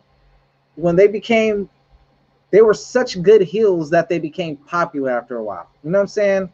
To where it's like, all right, we could turn them into the baby face. They gradually turned into baby faces because of how, and that's the route Roman wants to take. You know what I'm saying? When I say John Cena, it was like no matter what, at any point in time while he was that person, he had a strong fan base of cheers, but it never was Austin level, Rock level cheers, because the other half of that audience was booing. You know what I mean? It was like at the same time, it was happening simultaneously. Instead of I'm a heel right now, everybody hates me. Now I'm turning babyface and everybody loves me. It was just like he was super 50 the whole time. Super baby. Yeah, and that's what it was with Roman Reigns. This the only way I think John Cena should break Ric Flair's record is he has to turn heel to do it. Yo, no, I don't want him breaking Ric Flair record. I don't care. Yo, let's move on. Most improved wrestler of the year, Britt Baker. Britt Baker, most improved wrestler of the year in 2020. In 2020, I ain't gonna lie, I give it to Britt because she was horrible to me to start off. I mean, Carmella, I ain't gonna lie, she was never horrible to me. I'm sorry. To me personally, she was never horrible to me. Her gimmick sucked. Yeah, like when her matches, I never had a problem with Carmella in ring. When she had Ellsworth though, her gimmick. I never thought in my life I would think Carmella possibly had match of the night on a pay-per-view that had Kevin Owens versus Roman Reigns in a TLC match that was fire. That had there was another really good matchup. That whole card was fire, man. If I could, I can't recall it at this point, but the whole card was fire, and that was the match I was expecting. No. Your opinion, that was match of the night. First of all, let's make that clear. No. I said it was debatable. I didn't give it the match of the night because Kevin Owens and Roman Reigns did their thing, and there was another match I can't recall. It was the other world title match. It was McIntyre and Orton, I believe. They had a good match as well. You know what I'm saying? But it was right up there to the fact that I'm actually debating Carmella. Like, hold up. Am I debating if Carmella had a better match than Kevin Owens right now? Like, I would never do that. I've never done that. But Britt you Baker, did that. I never thought I would. So to think. I still haven't. I still haven't. That's what I'm saying. That still haven't. That has never, and that will never happen. Carmella would never have a match. Was a career maker for Carmella. That was a career maker. And why I will, but it wasn't compared to the reason why I would put it just up there with the Kevin Owens and the Roman Reigns match on that card, because when I was watching it back, I recall vividly watching this live, there was 2 or 3 spots for as great as that Kevin Owens and Roman Reigns match was, right, where they messed up in the booking, was they set up everything at the start of the match before they got out there, right? So there was 3 or 4 great spots where you could have finished the match, where you could have really thought, oh man, is this it? But there had like 2 tables or 3-4 tables left inside the ring, and you're like, the match ain't over yet because those tables have not gone through yet. And so every time, once they got to the end of the match, they put them through one table, but there are still 2 tables set up with the ladder steps. So you're like, all right, it ain't over yet. Then they do another thing. I'm like, all right, it ain't over yet because there's still 2 more tables. Then they finally go through the 2 tables and end. So it's like, all right, I knew this match. You could see that where the ending was. You know what I'm saying? A mile away. You didn't have that with the Carmella and Sasha Banks. Like, you really start to think, like, hold up, is Carmella about to beat Sasha Banks? Like, Sasha Banks got a terrible track record. Carmella's having the best match of her career. If now's the time to give her the title, let it be during her very best match. Like, maybe that's why I probably had it such a high, or maybe that's why I'm gassing it, is because it was way more than I expected from Carmella. That's probably it, because you got to think about it, who she was in the match with. Facts. I'm not That's gonna lie. Sasha's the best. Like, she could pull out the best from anybody, bro. All So, right, yeah. she's That doesn't give Carmella that, because Carmella hasn't done anything since then. I actually give it to Britt Baker because, like I said, she was horrible on the microphone. Oh my god, when she first started, trash, like trash. That's terrible because I always felt she was like dang near the best woman on AEW. Like, I'm like, From I the felt get, like when she started, like when she I debuted feel and like stuff. she should have been the focal point. You know what I'm saying? I feel like she should have been like the face of it. Who else you had? Yeah, Rio. Rio looked like 75 pounds. Then you got Still did a good job though. Honestly, they need her right now. Like that just speaks to how their women roster. No, Rio's good. I don't know. No, their women's roster is kind of trash though. Yeah. All right, most underrated wrestler of the year was Ricochet.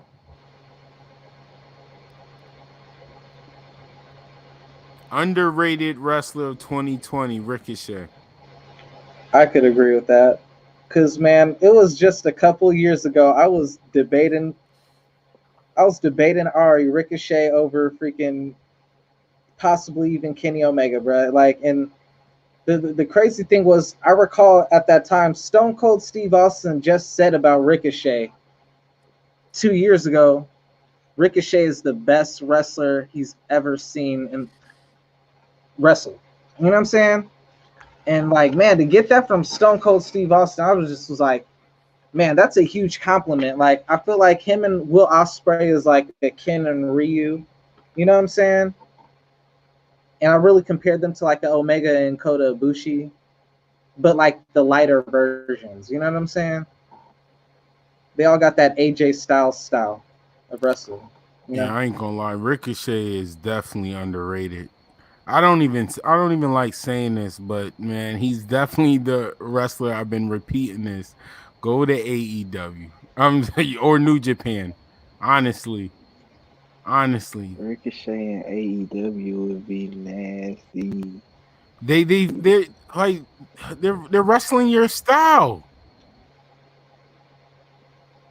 But I don't ever want to be that guy, but come on, Ricochet. Like you're literally the only wrestler I said that between this wrestler said, "Oh, I would like," but you're the wrestler I say that needs needs to go to AEW. Like seriously, everybody can't win. I agree, but oh my gosh, you're damn near a jobber. I'm gonna keep it 100. You know what else? He learned how to wrestle this WWE style and still keep his style, and that's what makes it like extremely fire. No, I agree. I absolutely agree. So for him to go to AEW to see and that, take that with him, and even add a more, because AEW is a little more free, to see that a little splash of old Ricochet, Prince Ricochet, that'd be crazy. So we all agree on that one. Oh, let's get into the shits. Most overrated wrestler of the year, Bray Wyatt. Hold on. I don't care. Hold up. I don't know what to press. The hornswoggle? Nah. Dave. I be in all the wrestling groups using your memes, your gifts. I'll be Frost Meltzer out here. But to call Bray Wyatt in 2020 The most overrated? You get a goddamn Spirit Squad. Are you kidding me? Are you kidding me? Bray Wyatt did his thing in 20. Yes, the Hell in the Cell. Even with bad booking, he still make him seem to look great. What are you talking about? The Fire from the House come on. We're tuned in. That's the only thing everybody watches for. Everything only watches for. Overrated. At one point, that was the thing. Yeah, that was the clickbait for Raw. What, are you kidding me? They used to promote. They knew what they had. If you peeked on Raw, they didn't show we was using the Fire Fun House until the top of the third episode. Clickbait. Are you kidding me? And you gonna call him overrated? That's nasty, yo. That's nasty. What y'all think about the rest of this storyline with him going on right now, though? Man, when I'm really thinking about the Bray Wyatt, you know what I'm saying?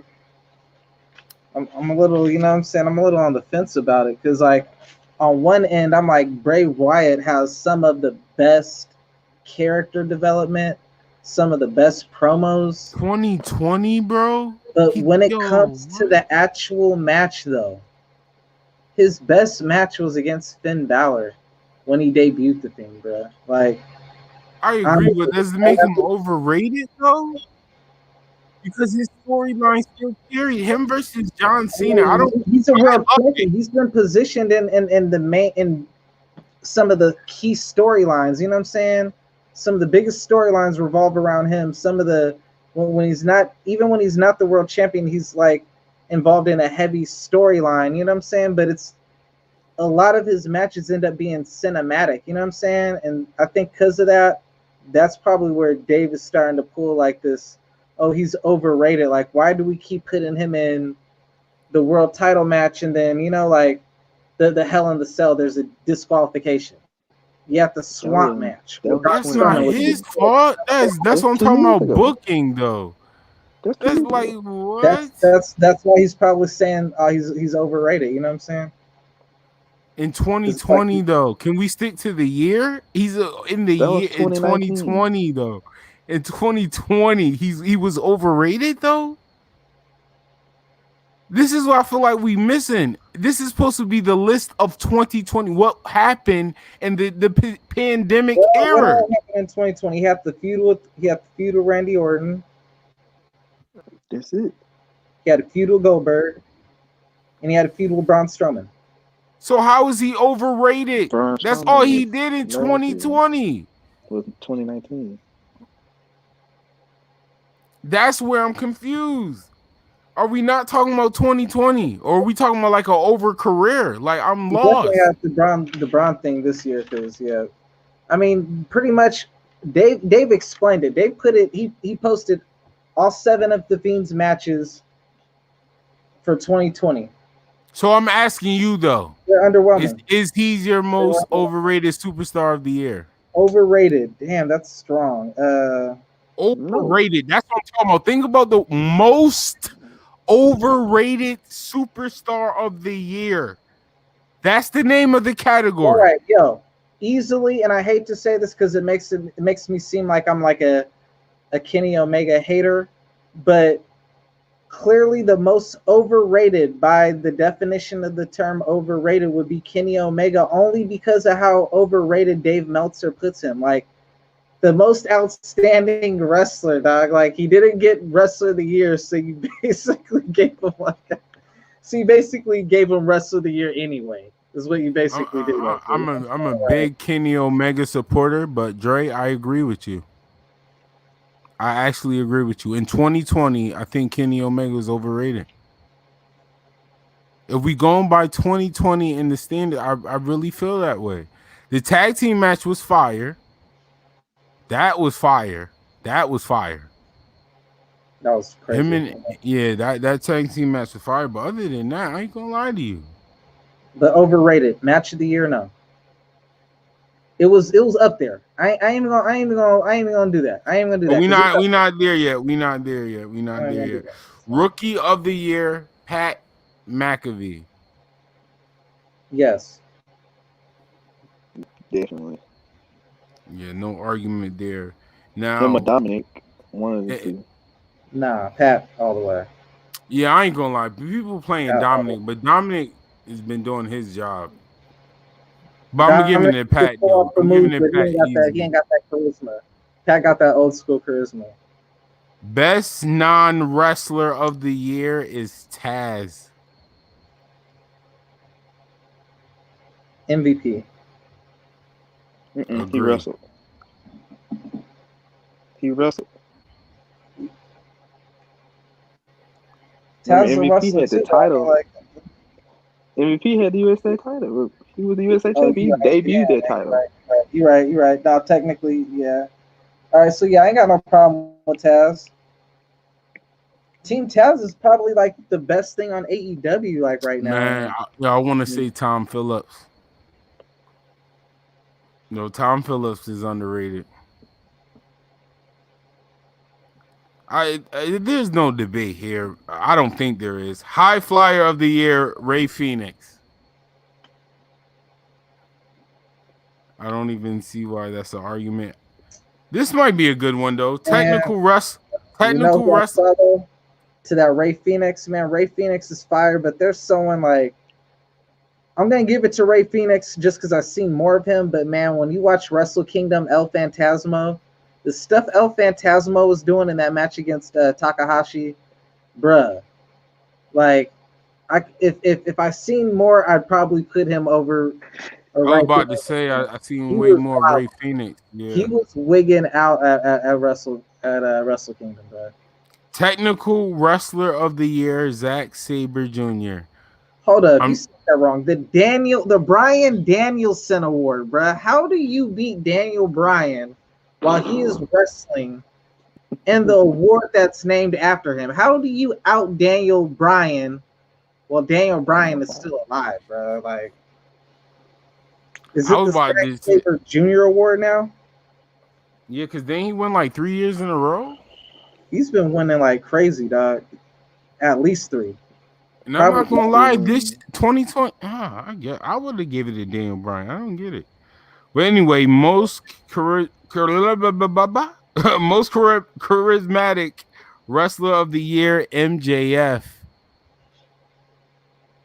I don't. Yeah, I give him that too. I'm not gonna lie. Okay. Now it's time to get in the shits one more time. The move of the year. Kenny Omega, One Wing Angel of 2020. The move of the year. I'm gonna keep it 100. I'm giving Drew McIntyre Claymore kick over the One Winged Angel for 2020. Are you kidding me? Now, if it's like, what are you? I like the One Winged Angel better than I like the Claymore kick. Just like it's the move of the year, though. Like it has to be. It has to be the impact when it happens, like the moments. Like you can't just say what move you like better because then Kenny Omega will win every year. No, he wouldn't, because he wouldn't even win this year, bro. And that's the point I was about to get to. Yo, how the heck does Kenny Omega get that? That's what I'm saying. The Claymore kick beats. This is why I put him overrated. He's a great wrestler, one of the very best, but he's overrated because people just put him as the absolute best because they just copy what Dave tells them. You know what I'm saying? Which lets me know like how much they really watch instead of just review. You know what I'm saying? Some people just will catch other people's review and base their opinion off what they, you know what I'm saying, instead of actually watching and formulating their own opinion. Kota Ibushi, well, I think his move has more impact to it and looks more like a real finisher, like knock you out. You know what I'm saying? He's basically grabbing your wrist and yanking you towards him while you're already on the ground. You know what I'm saying? Mm-hmm. And just throwing his knee, thrusting it right at you, dog. Like that could kill somebody. Like, you know what I'm saying? Like, and he's done it in way better matches than Kenny Omega. It's just that we're in New Japan where you don't get to see it as often. You know what I'm saying? And it's not as easily accessible. But he's working the style of matches that Kenny Omega got his reputation off of, and that's what kills me about Yo, David. I'm not even gonna lie. I'm putting especially if you talking about 2020. What's Finn Balor, not the coup de grace, what's the DDT? The what's it, the 1968 or something? Did that in 2020? Yeah. But bro, the prettiest finisher, and this should get the finisher, the Destino, bruh. Every year, dog. Destino, dog. That setup. That setup is swag. Had so much swag to it, dog. Like that move, dog. Like that's a ridiculous finisher right there, dog. That's a pretty finisher, dog. All right, feud of the year: Jon Moxley versus Eddie Kingston. No, I'm saying that off rip. No. Not of 2020. No, absolutely not. And I'm saying absolutely not. No, they had one good. The most memorable moment is the go home meetup they had when Eddie Kingston he was good on the microphone. That was about it. I'm not gonna lie to you. The match was good, but we talking about feud, bro. Are we Roman and Uso? Was a feud. It ended with Uso following Roman. That was a feud in 2020. There's no way in hell Eddie Kingston and Moxley was better than that. Wasn't Edge and Randy? Wait, no. I wasn't 2020. Edge, no. I mean Randy and Drew and McIntyre. Yeah, man, Randy was because Randy was champ. Randy was champ. How, bro? How is champ. Eddie Kingston and Moxley? Now this is when I started saying like, okay, like this is a little AEW bias, because bro, WWE actually has some good feuds, bro. The Roman thing, it started with Uso. I don't understand how y'all not. McAfee and Adam Cole was a better feud. Bro, are you yo? People thought that was real at first. You know what I'm saying? Like people were really like tuning in, like, yo, man, y'all see what happened when Adam Cole went on the show? Like, and started swearing and everything. Yeah, you know what I'm saying? Like, this is I guess, yo. Sasha and Bailey, bro. Like, yo, oh my gosh. Like they went from tag team. Bailey went into a whole new character. Yo, I'm wildin'. Excuse me. Yo. That is feud of the year. There's no way, yo. Anyway, yo. Yo, they wildin'. The worst feud of the year, he might have this one right, though. Bray Wyatt versus Braun Strowman. He might have that one right, though. I agree with that. Yeah, they could have went so many. They could have went so many ways with it. But the kill Bray, I don't know. It was just weird. Yeah, that match was crazy. Match of the year: Kenny Omega and Hangman Page versus the Young Bucks for the AEW Tag Team titles at Revolution. That was a great match. I'll probably be in my top 5, if not top 3. But man, there is no way. There's no way that was a better match than Walter versus Aja. Bruh, that match, bruh, I never reacted to a match like that. Turn your mic up. And forever, bruh. I don't know if it was because I just smoked before I watched it, but, dog, I was wilding out, bruh. Like, dog, I got to go back and watch that again, bruh. They was killing each other, dog. They was killing each other. Right? It was either that match to me, or the Finn Balor versus Kyle O'Reilly, the first match they have for the title, bruh. Those two matches were just, man, that was that old school wrestling. Like you could have a child watch that, like who's like 8 years old, 10 years old, and they're thinking it's real. You know what I'm saying? Yeah. Because like they watch that back, like, yo, man, like they're killing each other. You know what I'm saying? The kid sees that, they're gonna think wrestling real. Now, if they watch the other stuff and see all the flips and everything, they're gonna be like, "Yo, man, like obviously you ain't, you know." My For youngest anyone son who got like a little bit of think a wrestling is still yeah. real.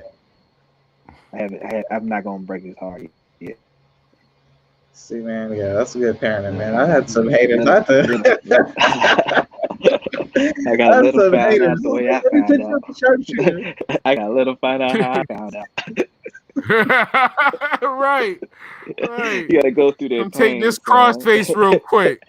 Man, you know who used to be my family's argument? Wrestling's fake, man. I love him to death. Is the Undertaker, because like until the Undertaker came out, I'd always be like, yo, man, let me put you in the Scorpion Deathlock. Let me put you in the Sharpshooter real quick and tell me this is fake. You know what I'm saying? Put them in the little holes and everything. Then they would just point to the Undertaker, turning the lights on, and I'd be like, oh man, I ain't got nothing. I ain't got nothing for that one, man. Like, Worst match of the year: Bray Wyatt versus Braun Strowman in a Wyatt Swamp fight. Yes, 100%, bro. Yeah, he got that right. 100. Best weekly show of the year: Dynamite. No. NXT. SmackDown. Yo, that match that Impact had with the dude who wrestled himself on the green screen, that was this year, yeah. Because if not, if that was at the end of 2020, then that might be the worst match. Some dude on Impact just wrestled himself. Shut up, Oh, Andre. no, not Shut up, Impact. Andre. Not Impact. Hold up, hold up, hold Shut up. up, Andre. Impact's not there yet. Hold on. Black History Month is Black History Year, but Black History Month done. I'm not a fan of Rich Swann. I'm sorry. Get him out of here. Get him all the way out of here. I'm gonna be 100 with you. You're horrible, Andre. You're horrible. He said Impact. Worst match of the year tonight. Yeah, man. What's the next one? All right. Oh, we said best weekly show was Dynamite. I think it was NXT. SmackDown. I was about to say, I gotta go with SmackDown, bro.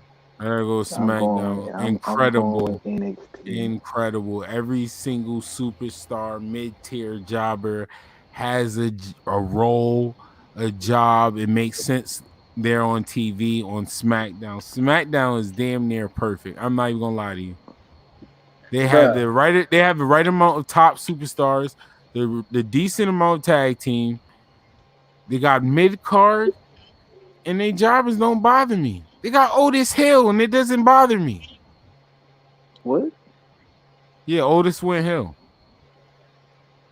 All right, Ah, enough about Otis. Worst weekly show of the year: Raw. Raw. No, Impact. Okay, that too, but Raw. I never watched Impact, so I got to give them worse. But yeah, 3 hours is What you did? unbearable. It's Yeah, Raw. unbearable. It's unbearable because they don't use the talent, bro. I don't even know who. Like, think about all the talent you got, all the matches you could have. The tag team titles only get the tag team title don't even get defended on pay-per-views anymore. Nah. You just wasting they just wasting people over there.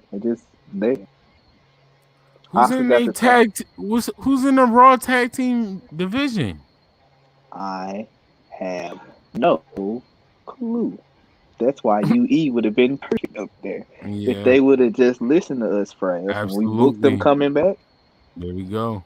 The fuck up Drew That McIntyre that night and the fuck up whoever the that's what tag I'm team champions that night. saying. Turn your mic up, but They But don't. Bobby Champion though, Bobby Champion is hard to, They Bobby is wouldn't tag. champion. They wouldn't. Well, yeah, they'd be tag team champions, but I mean, they don't have to win them right then. They don't have to win him. Cause you gotta think You about it. got trust. When they fucked with what you calling them, they didn't win the tag team titles to the Knicks. They didn't win the titles for a minute. Right.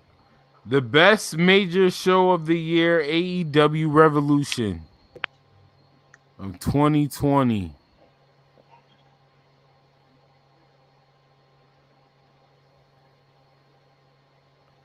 I damn near feel like Wrestle Kingdom has the best show of the year every year, damn near. Anyway, right. I can't even really recall like whole cards like that. You know what I'm saying? You watch so much wrestling, it's hard to just. But man, that I want to say it was either the TLC that WWE had recently. That was a damn good card too. You didn't. They had another card that was fire. Pick a takeover. Oh, takeover. There you go. Turn your mic up. Pick a Case closed. Pick a takeover. Just any one of them. It don't matter. The worst major show of the year, WWE Super Showdown. I don't even remember that, so I agree. I didn't even watch it. Gimmick of the year belongs to Orange Cassidy. I have to agree. I'm sorry. He was over. Wyatt. Anybody? Only thing that killed Raw flow. No, bro. Before the crowd, you gotta remember pre-pandemic. Orange Cassidy was that guy. All right. Best pay-per-view of the year was definitely Royal Rumble of 2020. Oh, with Brock Lesnar. That was the last live Royal Rumble. That was Edge coming back.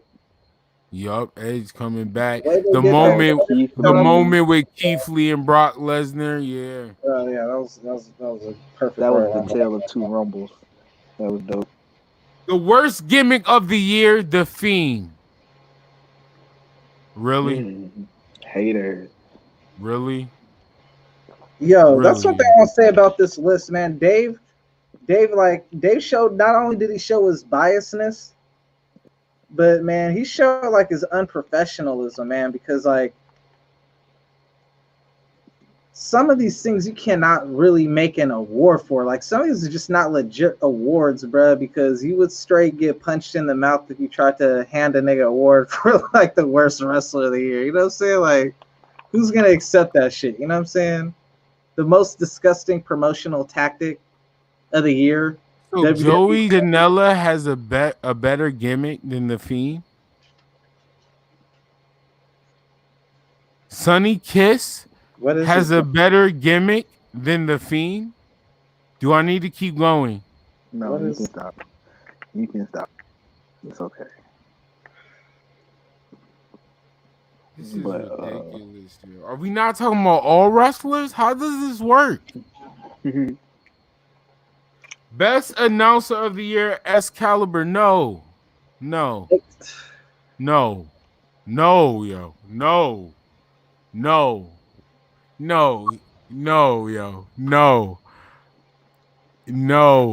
he's not.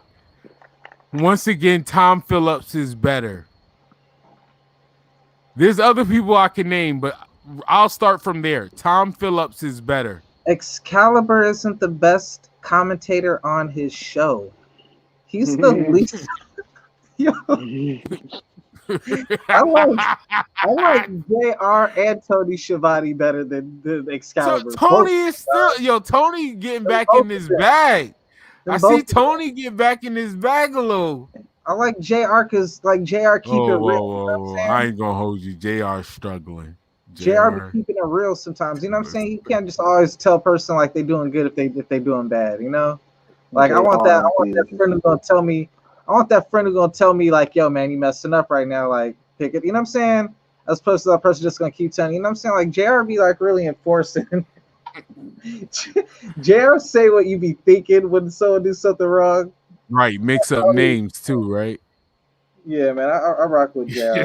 Yeah, wow, yo. The worst announcer of the year, Michael Cole. I'll say Byron. I mean, Byron, but Michael Cole is worse.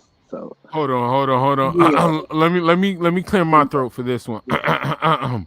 Most disgusting promotional tactic of the year. Hold on, maybe you didn't hear me. Hold on. My fault. Wait, what?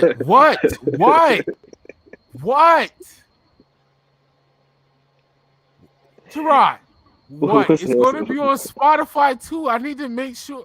Go ahead, bro. Go ahead. Sometimes my mic be going.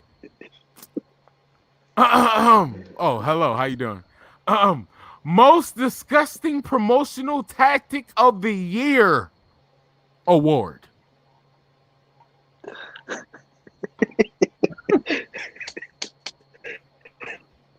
Bro, through half of this.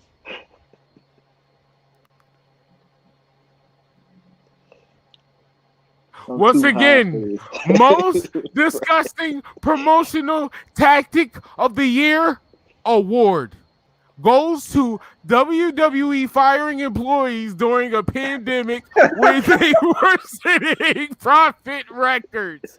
Stop it. Hello. Do I need to sit y'all to the side? Hello. That let me know right there what time Dave is on. Like, just straight up. Excuse me. I'm sorry, listeners. I'm sorry. Pardon them. Most disgusting promotional tactic of the year award belongs to WWE firing employees during a pandemic where they were setting profit records. That is an award on the list. I agree. I agree if you asked me. I ain't gonna lie. Billionaires and a billionaire, dog. Billionaires and a billionaire. The best on interviews, Eddie Kingston. Eddie Kingston just came and snatched up MJF's little award like that, man. You would have thought that would have been a sure like MJF award. Yeah, exactly. Then he got stuck with the whole presidential thing, which at first was cool, you know what I'm saying? But somewhere along the line, I probably that might be cool. But the whole Chris Jericho sing along and everything, he kind of lost a little bit of his steam since joining up with the Inner Circle, you know? The best documentary of the year, Dark Side of the Ring. I give it that. Fuck you, fuck you, Taker. Right? Hey, it happens sometimes, dog. Yo, one of them Dave is on RNT, man. All right, that was the last of it. But just the other notes I got from it. Bray Wyatt has been voted Wrestler Observer Most Overrated Wrestler of the Year. He gained 444 votes. The Fiend has been voted Wrestler Observer Worst Gimmick of the Year. Yeah, what's with Bray Wyatt though? What's the beef with him? He got a beef with WWE in general, dog. That's the biggest thing on WWE. Oh, you want to know the runner-up? Oh, I took some more notes. This is crazy. Here are the runner-ups for the most overrated wrestlers. It was Evil, King Corbin, Nia Jax, Braun Strowman, Goldberg, Cody Rhodes. Cody was on the list? Damn. What? Seth Rollins, The Miz, and Charlotte Flair. That was the top 10 runner-ups.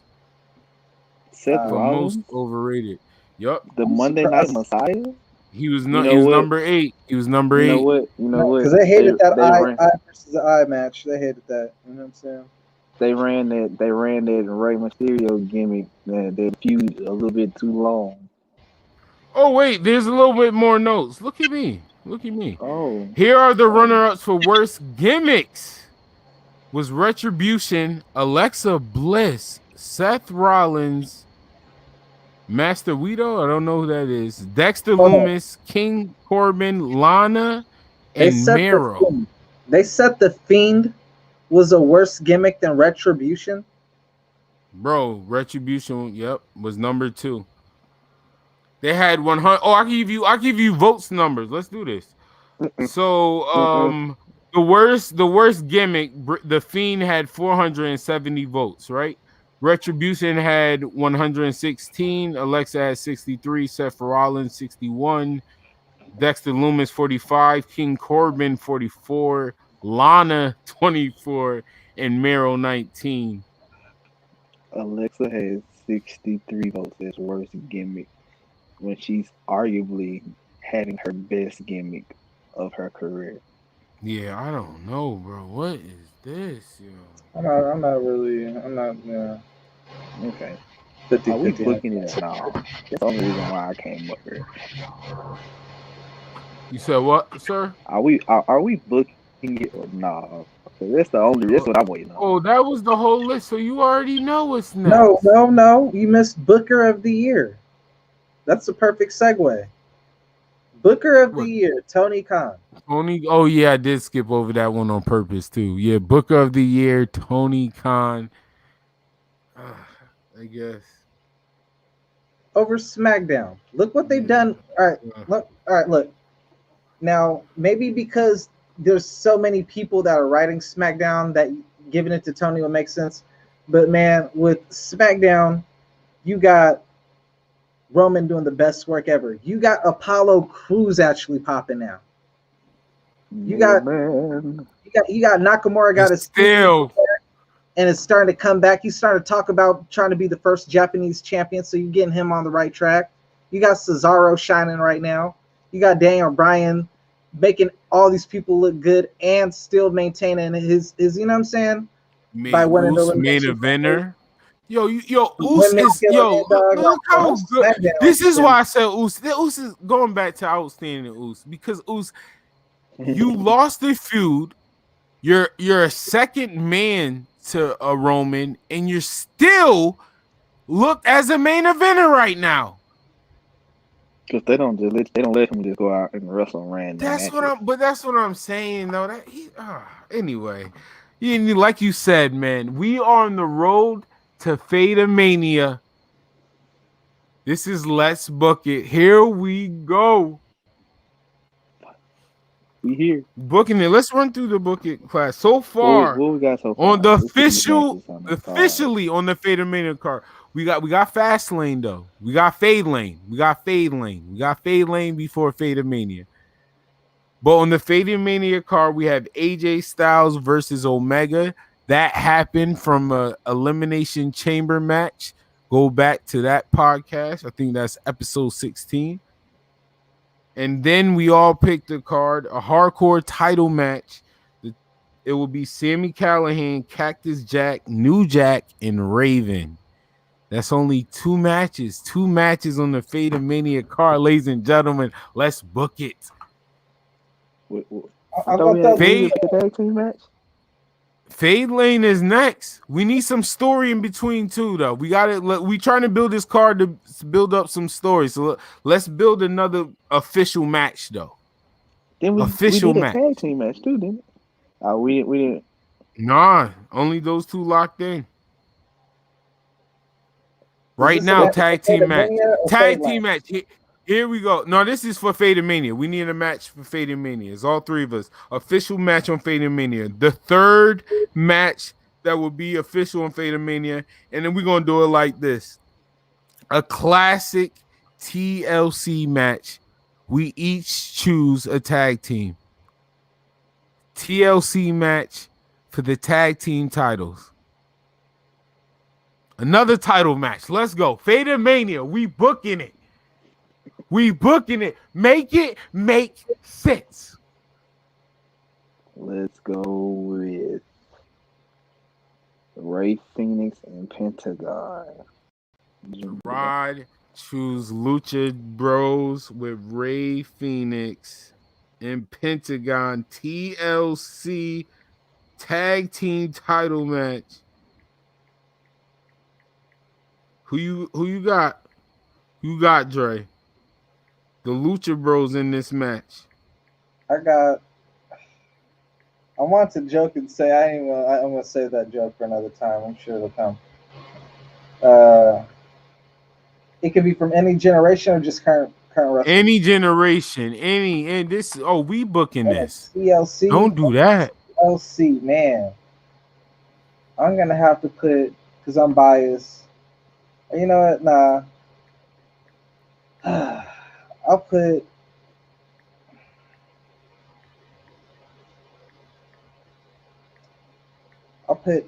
No, I don't want to do that. Oh man, yo. Oh man.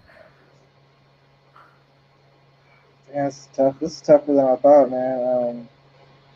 We did a tag team match. I'm gonna tell you who all was in it first. I'm gonna tell you who all was in it. But I like this though. You write it back down on the card. We doing 2 nights? No, we doing 1 night. We ain't doing 2 nights. Fuck. And got Ray Phoenix and Pentagon. And I got 2 teams in mind, but I'm gonna wait till he pick his team. They're locked in. One of these 2 teams will be in this match. I'm hoping he actually picks one of the teams I want. So, that would be fire. You know, I'll pick the Briscoe brothers. Oh, I wasn't expecting that. The Briscoe brothers. Damn. TLC okay. Match. Yeah, that's gonna be great. Honorable mention. I was gonna say the Steiners. Actually, oh yeah, the Dudleys, because I was gonna pick the Dudleys and I was gonna put them in this match. I like that. Actually, the Briscoe brothers versus the Lucha Bros versus the Steiner brothers TLC match. You can't do that because we had the Steiner brothers, the Dudleys, and I want to say, was it the Young Bucks or was it the Hardy Boys? The match is scrapped. It's scrapped. So subject to change. Subject to change.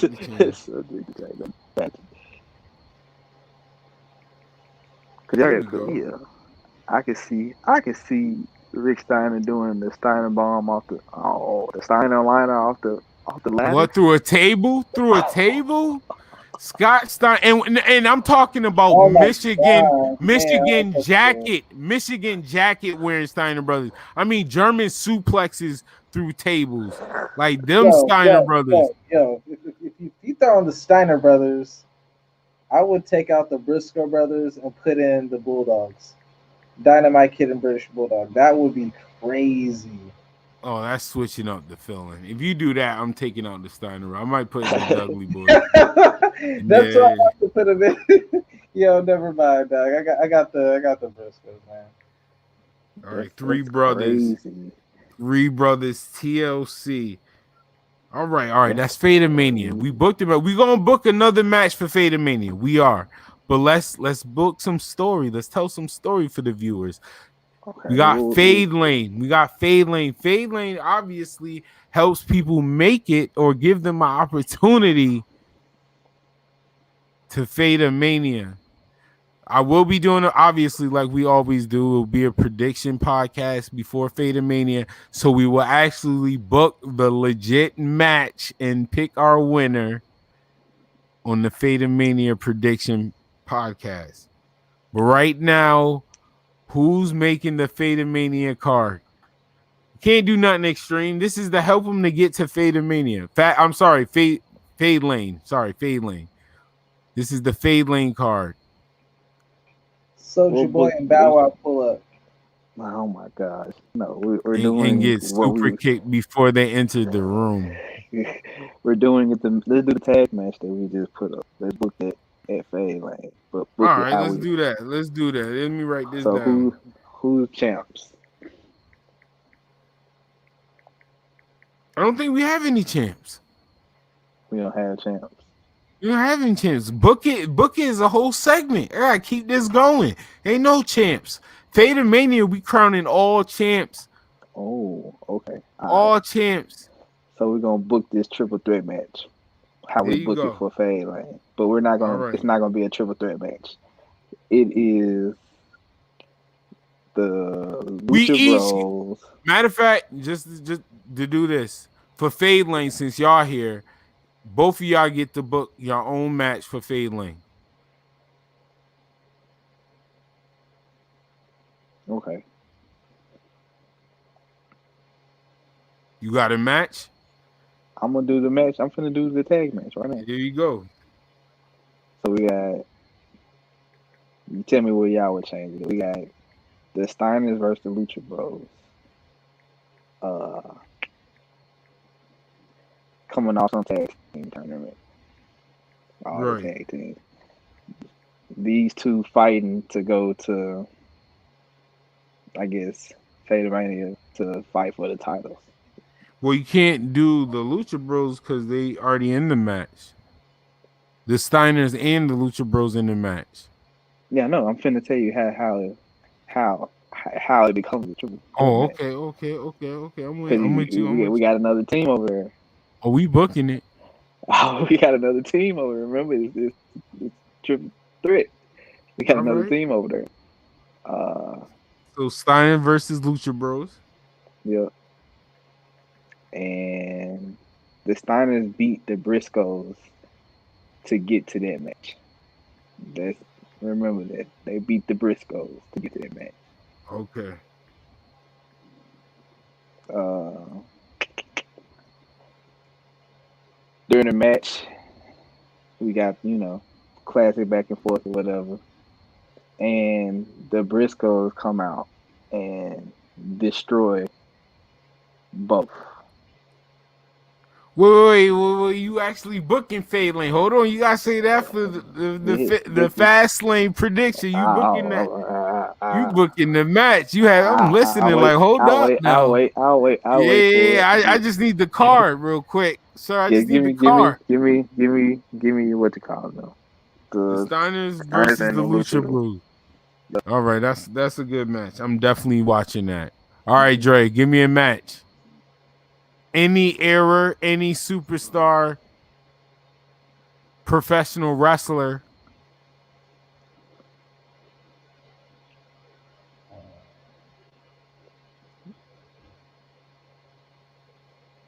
He got millions of matches going on over there. Too many, You know what? man. I'm saving I it for want to see WrestleMania. Prime. Oh man, I already know. I was about to get buzzed up here, man. Let me think, man. Uh-oh. Yo, it's your match. Go ahead. It's your match. Go ahead. Man, I always wanted to see, man, Prime Stone Cold Steve Austin versus Prime Goldberg. Ooh, Austin versus Goldberg. Mm. Talking WCW on a street Goldberg versus Stone Cold pull up and beat up the entire roster. And then You got the Steiner Bros versus the Lucha Bros. And Austin versus Goldberg. This is a card. This is a card already. This is a card already. I'm gonna pick Fatal 4-Way. Yup, because I know I'm not gonna be able to do it for Fatal Mania. Fatal 4-Way, Escobar. yo, I want to change that because Goldberg versus Stone Cold seemed too big for a fast line type pay per view, even if it's fade line. That's why I repeated it. That's I got why a better, I got a better one. Vader versus Bam Bam Bigelow.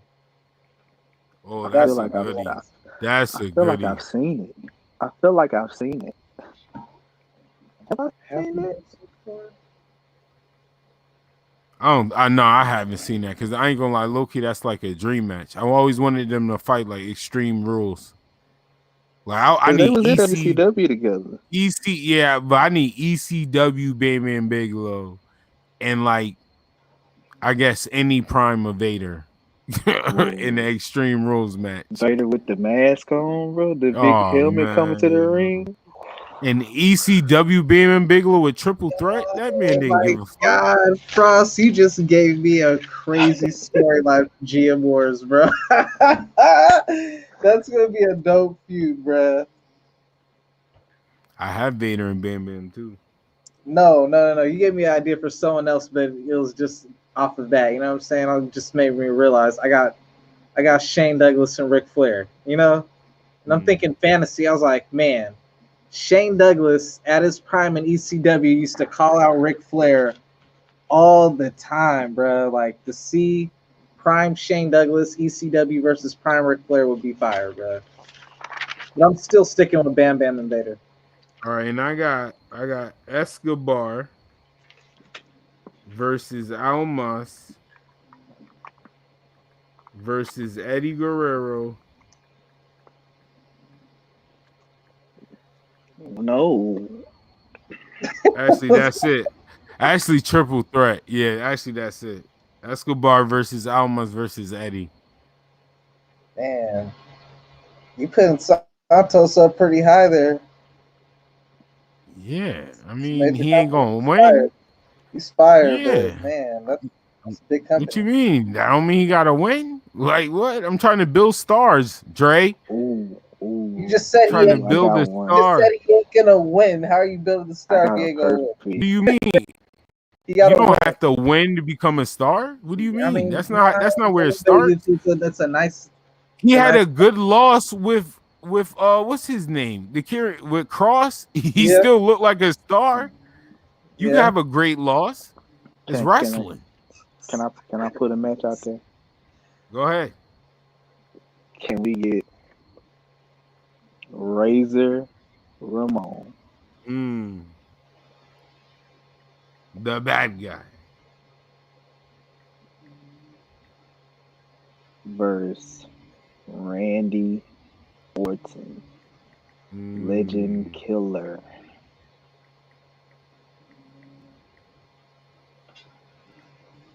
All right, one more match, Dre.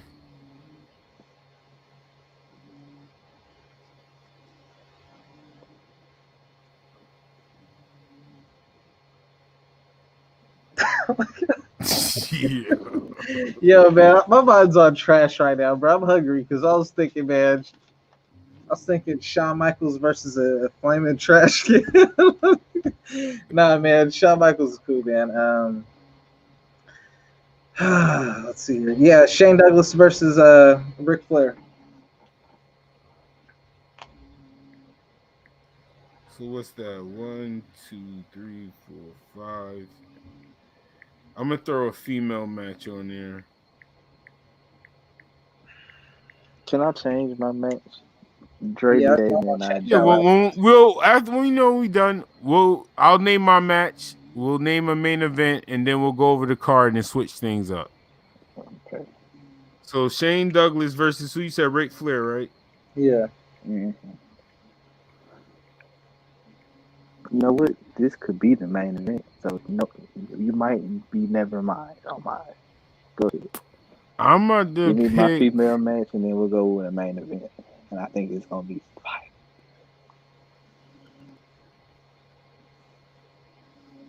Oh, dang, I had it. Oh, another triple threat. I'm a fan of triple threat matches. I got Obviously. EO versus Oscar Mm, versus Kyrie. um, you putting Extreme that on rules. Extreme rules. you putting that Extreme on rules. a fade lane card. Yeah. Yeah. You know, you got a gift. They not gonna be wrestling each other on Fate of Mania. So, you know what I mean? Extreme rules too. Tony Storm versus Alexa Bliss in a bra and panties match. Mm. Yo, it was so hard to cuss him out, kick him off. Yeah, boy. Man, Hold on, I'm yo. messing. I'm messing First of around. all, I want to say we respect women here, but brother, boy, I take it. I tell you what, boy. I tell you what. The Tony Storm and the Braun God, boy. All right. Anyway, we're back in the bucket. So we need a main event. We got to agree on the main event. First of all, what's the stipulation on this main event? What kind of main event is this? If Perk Angle No, loses, no, no. What's the stipulation? No, no, no. You automatically put him in the match. No, no. Perk Angle already was in the elimination chamber and defeated everybody. it's the follow up, man. Yeah, yeah. It's You not right. gonna sleep. You right. It's I not ain't gonna gonna sleep lie. before Okay, okay. I agree. But no, what's the match though? Perk. What's the match? Yo, if Perk Angle, all right, all right, all right. If Perk Angle wins, he goes to the main event at Fate of Mania. If he loses, he has to get rehab. Facts. Facts. There you go. Perk Angle versus who? Haku. Suzuki. Nah, this fade lane, that's too much. All right, Haku though, main event. Perk Angle gonna kill Haku. Man, you ain't hear about Haku. Haku be eating faces and poking eyeballs. Yeah. But Willie said it best. It's Perk Angle. Like, you saying he ain't gonna feel his eyeball being ripped out of his socket? Like Willie even said it best. Like, yo, I want you to put pain on me so I can get more perks. So Haku is nah. We got to do something. We got to. I don't like it. I'm gonna give you Daniel Bryan versus Shawn Michaels. Nah, I'd rather have Daniel Bryan versus Bret Hart. All right. So Daniel Bryan versus Shawn Michaels versus Bret Hart. Daniel Bryan, Shawn Michaels. Dang, I have my first name. Daniel Bryan, Shawn Michaels, Bret Hart. Shit. Damn. Daniel Bryan, Shawn Michaels, Bret Hart. Jr.? No. Daniel Bryan. Because remember, I want somebody to be the oddball. I want somebody to be the oddball. Remember, he coming off of Daniel Bryan. The match in the Elimination Chamber. Who eliminated him? Was it Brock? Yeah. No. He ended the match. Oh yeah, Brock won. No, Brock didn't win. Somebody else won. Was it Eddie? Yeah, Eddie won. Yeah, Eddie won. Yeah, of course. Yeah, that makes sense. Yeah, so Kenny eliminated Daniel Bryan. I don't want Brock in that match, though. Kenny eliminated Daniel Bryan. So Daniel Bryan's in this match. Oh, I'll insert Kenny. No, but Kenny fighting AJ. So no, that's fine. I don't want Kenny in that match. So I say RVD. Or not, a high flyer. All that technical wrestling, a high flyer. And RVD could do technical wrestling a little bit. Nah, man, because RVD clearly wins that. So like, let's just take RVD. No, out. first of all, no. First of all, no. Like no. These niggas, dog. No. Well, you gotta wait. I hope you better be at the fast lane prediction. It seems like we about to debate this. It seems like we on the elimination chamber. You missed it, but we all picked. We all picked different winners. No, it's already. You can go to OE Wrestling Podcast episode 17. We all debated our lives away from that victory, bro. He knows. People know I love Eddie Guerrero. He doesn't, bro. At one point, it don't matter. It's proof. You're talking. It's proof. They can go back. OE Wrestling episode 17 is on Spotify, all platforms. There was a point where I had Eddie losing. You can't say nothing to me. I actually picked Eddie losing at one point because Ari had a fire spot I could not debate. We was fair. When we was booking that match, we was fair. Ari had it. Bro, Ari said a spot. Ari said a spot to me. I almost cried. I was like, damn, well, I guess Eddie. I had stuff coming out of nowhere. Like I had to come out. The spot you talking about, the spot where Daniel had Kenny in the the frog splash. And then hit the frog splash, and then we went for the frog splash. Daniel Bryan caught him in the yes slot. I was like, what the fuck? He got attacked. God damn it. And I don't know how Eddie ended up winning. I got lucky on that. I ain't gonna lie. I was crying. Bro, the match was fire. That's what I'm saying. There's a Crazy. strong. That's what I'm saying. There's a strong chance that Kenny Because might win. Dre, this is all. I mean, RVD might win. Dre, everybody in this match was an elimination chamber match. We had Kenny Omega, AJ Styles, Daniel Bryan. He went damn near 3 years undefeated, my nigga. Like, just keep that in mind, my nigga. Oh my Eddie god. Guerrero, Sting, we over it. AJ Styles. Who all? It was. Yeah, Sting. Yup. Sting. And I think Brock. Yup. Kenny, AJ, Eddie, and Daniel. Yeah. That match was fire. That match was booked very well.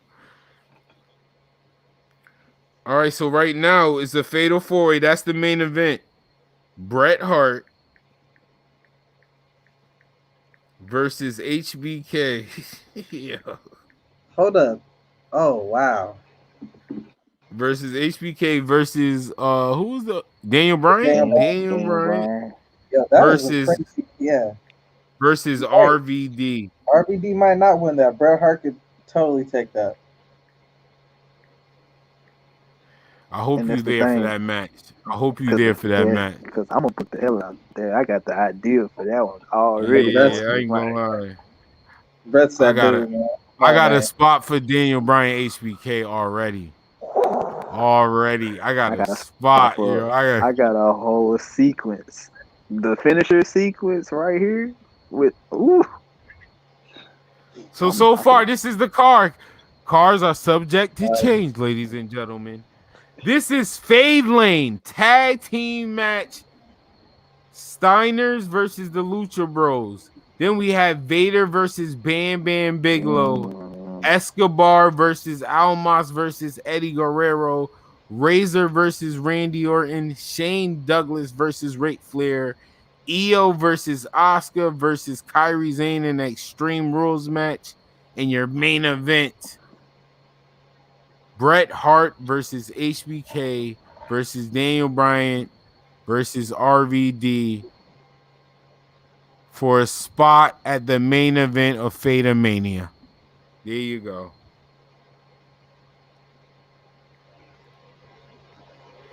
I ain't gonna lie. I hope Book It does go on for a while because I'm ready to book a Royal Rumble. Ooh. I ain't gonna lie. I might have to do a whole Book It podcast. I do like booking. I might have to do a whole booking podcast. Fire. Saying that Fatal 4-way is for the main event at Fate Mania, man. That I've really got to think about. No, bro, the Fate Mania card already stupid. The Fate Mania card already stupid. Right. Let's go. Like, you got AJ versus Kenny Omega. Hardcore title returns. And then we got the TLC. I ain't gonna lie, that TLC, I can't wait to book that one. Lucha Bros, Briscoes, and Steiner Brothers. TLC rules? That's crazy. So are we switching up anything on the Fade Lane card?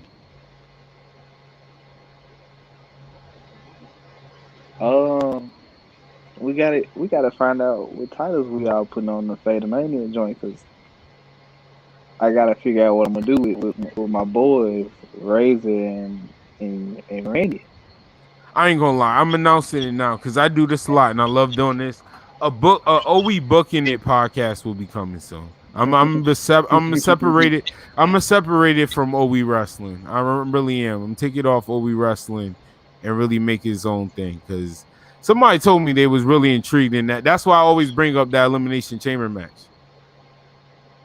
I definitely was inboxed from somebody. Shout out, I forgot his name, from South Africa. Definitely shout out to South Africa. Definitely told me he was excited for that. That's how I know about the ending with Eddie Guerrero. Yeah, whatever. Everybody liked that spot. Okay, Ari. Shout out to Ari from Get Your Bars Off podcast. So does any match change? Nah. I got the two I wanted in the main event. So I'm good. So is there any stipulations on the card? The only stipulation we have is in the main event, the winner has a spot in the For the Fate of Mania main event for the event. title, for the main big title. We gotta come up with our titles. We'll probably do that now. Come up with the titles. That's why I might save that for Book It. Start getting the titles and everything out the way. And then we got Fresh. You got a Patreon, don't you? I did make a Patreon. Hey, Book It could be your Patreon content. Extra. That would be good. Hey. Yeah. You know what it hit me. You know what it hit me. You know what it hit me. Yeah, good luck. Drop a little gift. I would ask for your Cash App, but you know. And Kyrie, Oscar, and EO, Extreme Rules.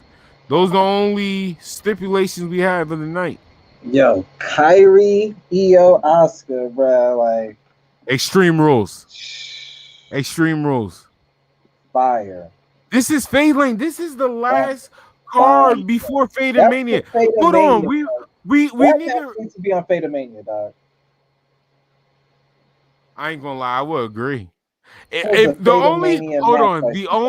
only way I would put this card on Fade and Mania, I know some of y'all don't know her and might not like it, but the only way I would put this card on Fade and Mania if Miko Satomura is added. I think Miko Satomura is so fire and underrated, bro. She is so fire. She's been training them UK wrestlers. She is fire. So Shane Douglas versus Ric Flair. This is the last card before Fade of Mania. I'll probably take Shane Douglas, Ric Flair off for Bam Bam and Vader. No, Bam Bam and Vader made the card. Oh, all right, they're both on there. Is that's a regular match? Bam Bam versus Vader? Last man standing? Shit, I don't know. That's crazy. Ooh.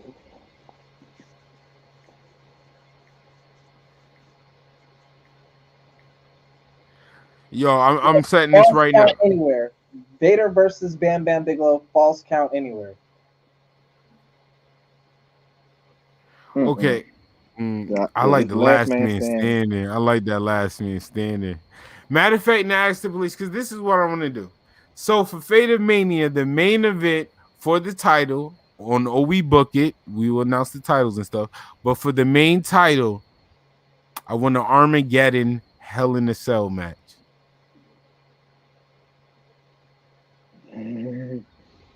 No, we can't do it. No. Armageddon, yes, we can. I need Armageddon Hell in a Cell match. That's why I said this is the last card before Fate of Mania. The main event. That's the biggest match. Yeah, the main event, dog. I hate multi-man matches. Crowning champions. We crowning champions. It's not like we already have champions. But if we had a champion, I would love a one-on-one match. But to crown a champion, we just did a 6-man match. What's 6-man it's like the match? Super Bowl. You only got two teams. You know Chamber. what I'm saying? Like, I feel like we did a 6-man match. Like, we don't have to do another Armageddon cage match. Basically, that's what it is. Pay-per-view's fire. This spot was fire. I can give you that. So that's our card. No special stipulations going into Fate of Mania. going into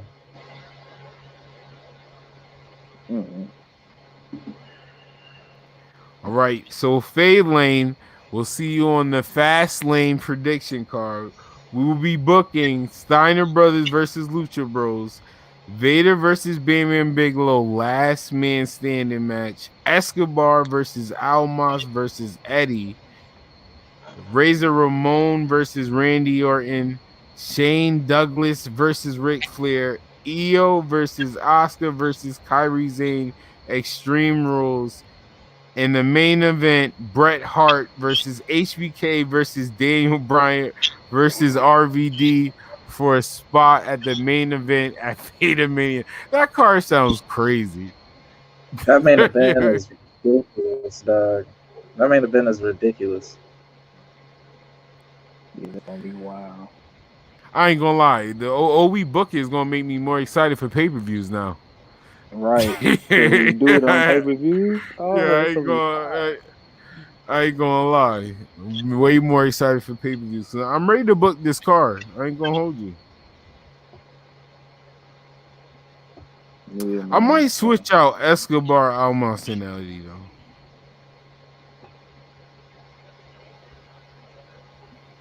What you gonna But I switch it out appreciate for? it.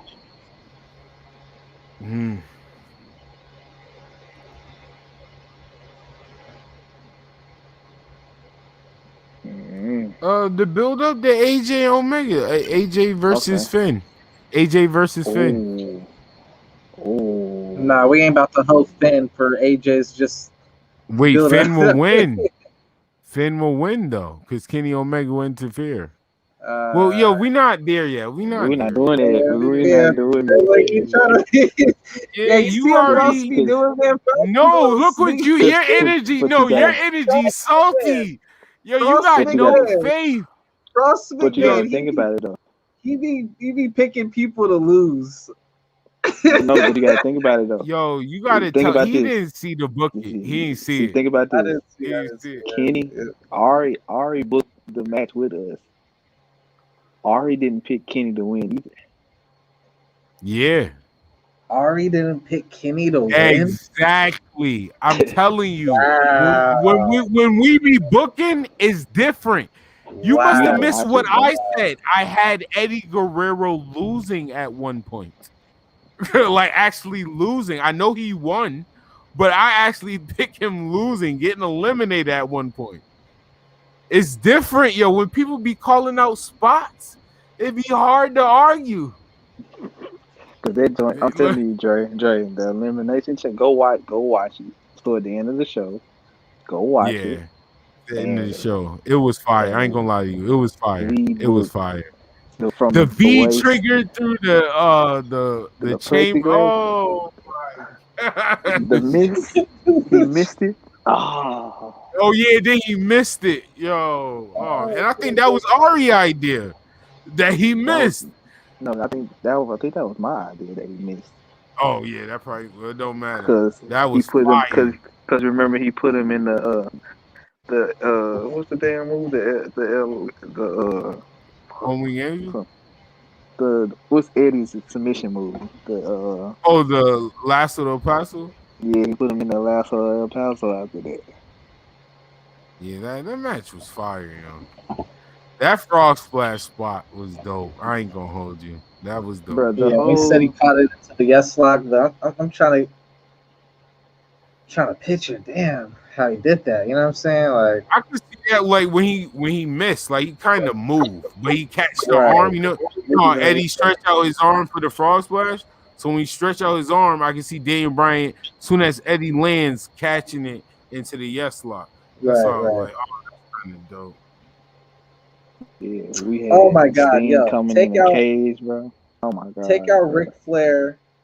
Oh yeah, we had Sting. Yo, we was booking. Take out Ric Flair versus. No, I'm excited. This is a good OE wrestling episode. OE book it is about to be lit. Yo, this take would out definitely Ric be Flair a thing. versus Shane Douglas. I need Samoa Joe versus Taz.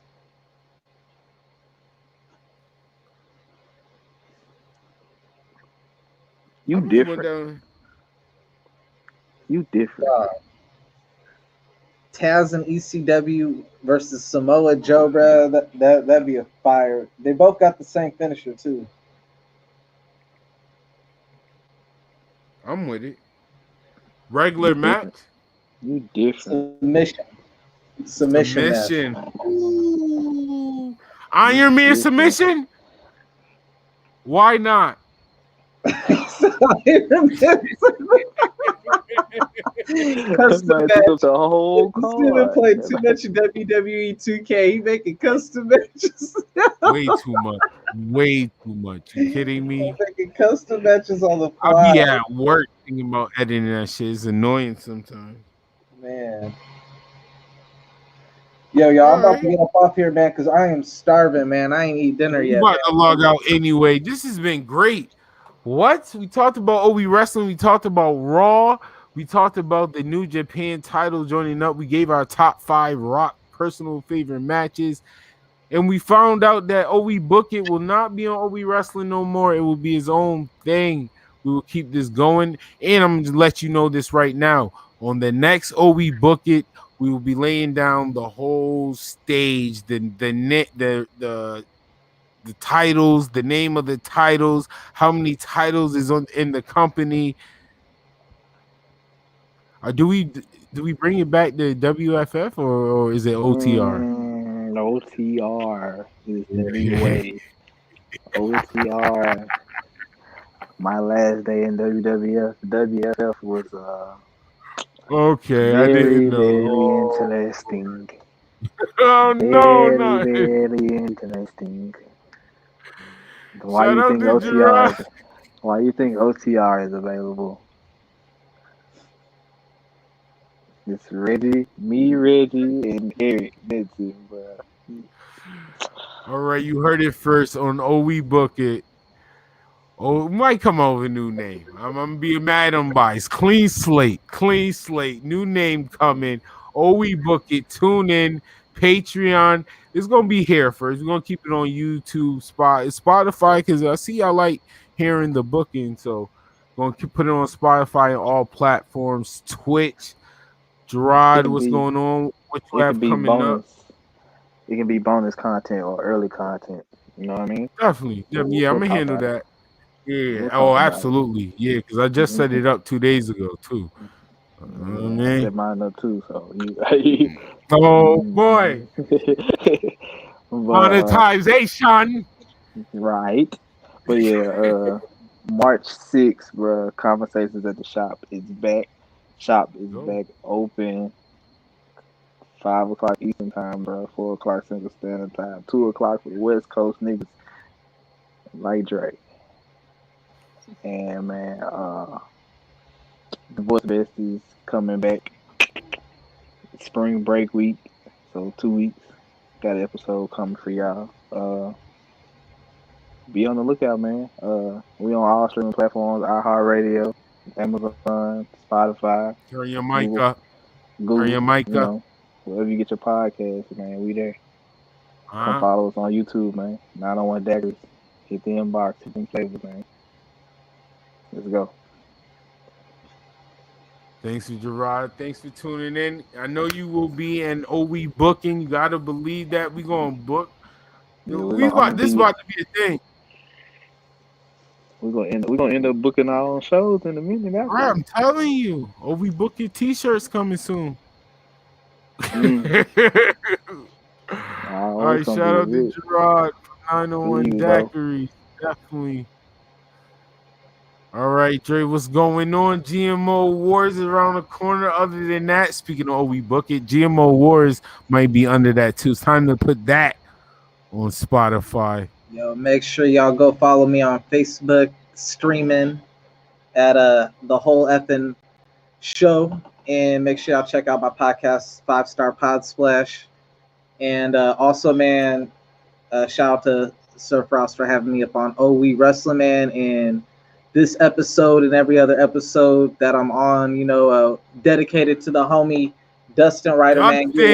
You already know we get better soon. For your help, get better, my man. So we praying for you every day, man. That's all I gotta say. All right, man.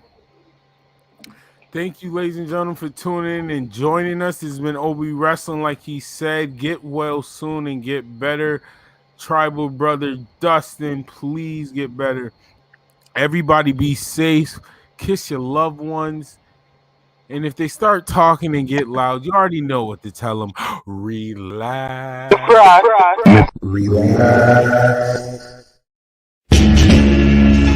Swirling mass. Black and white. Turn my mics up.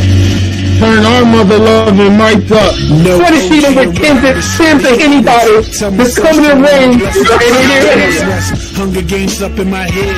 Gotta get the dough, babies need. Gotta go in fifth. The facts. Virgil. All right. Nah, you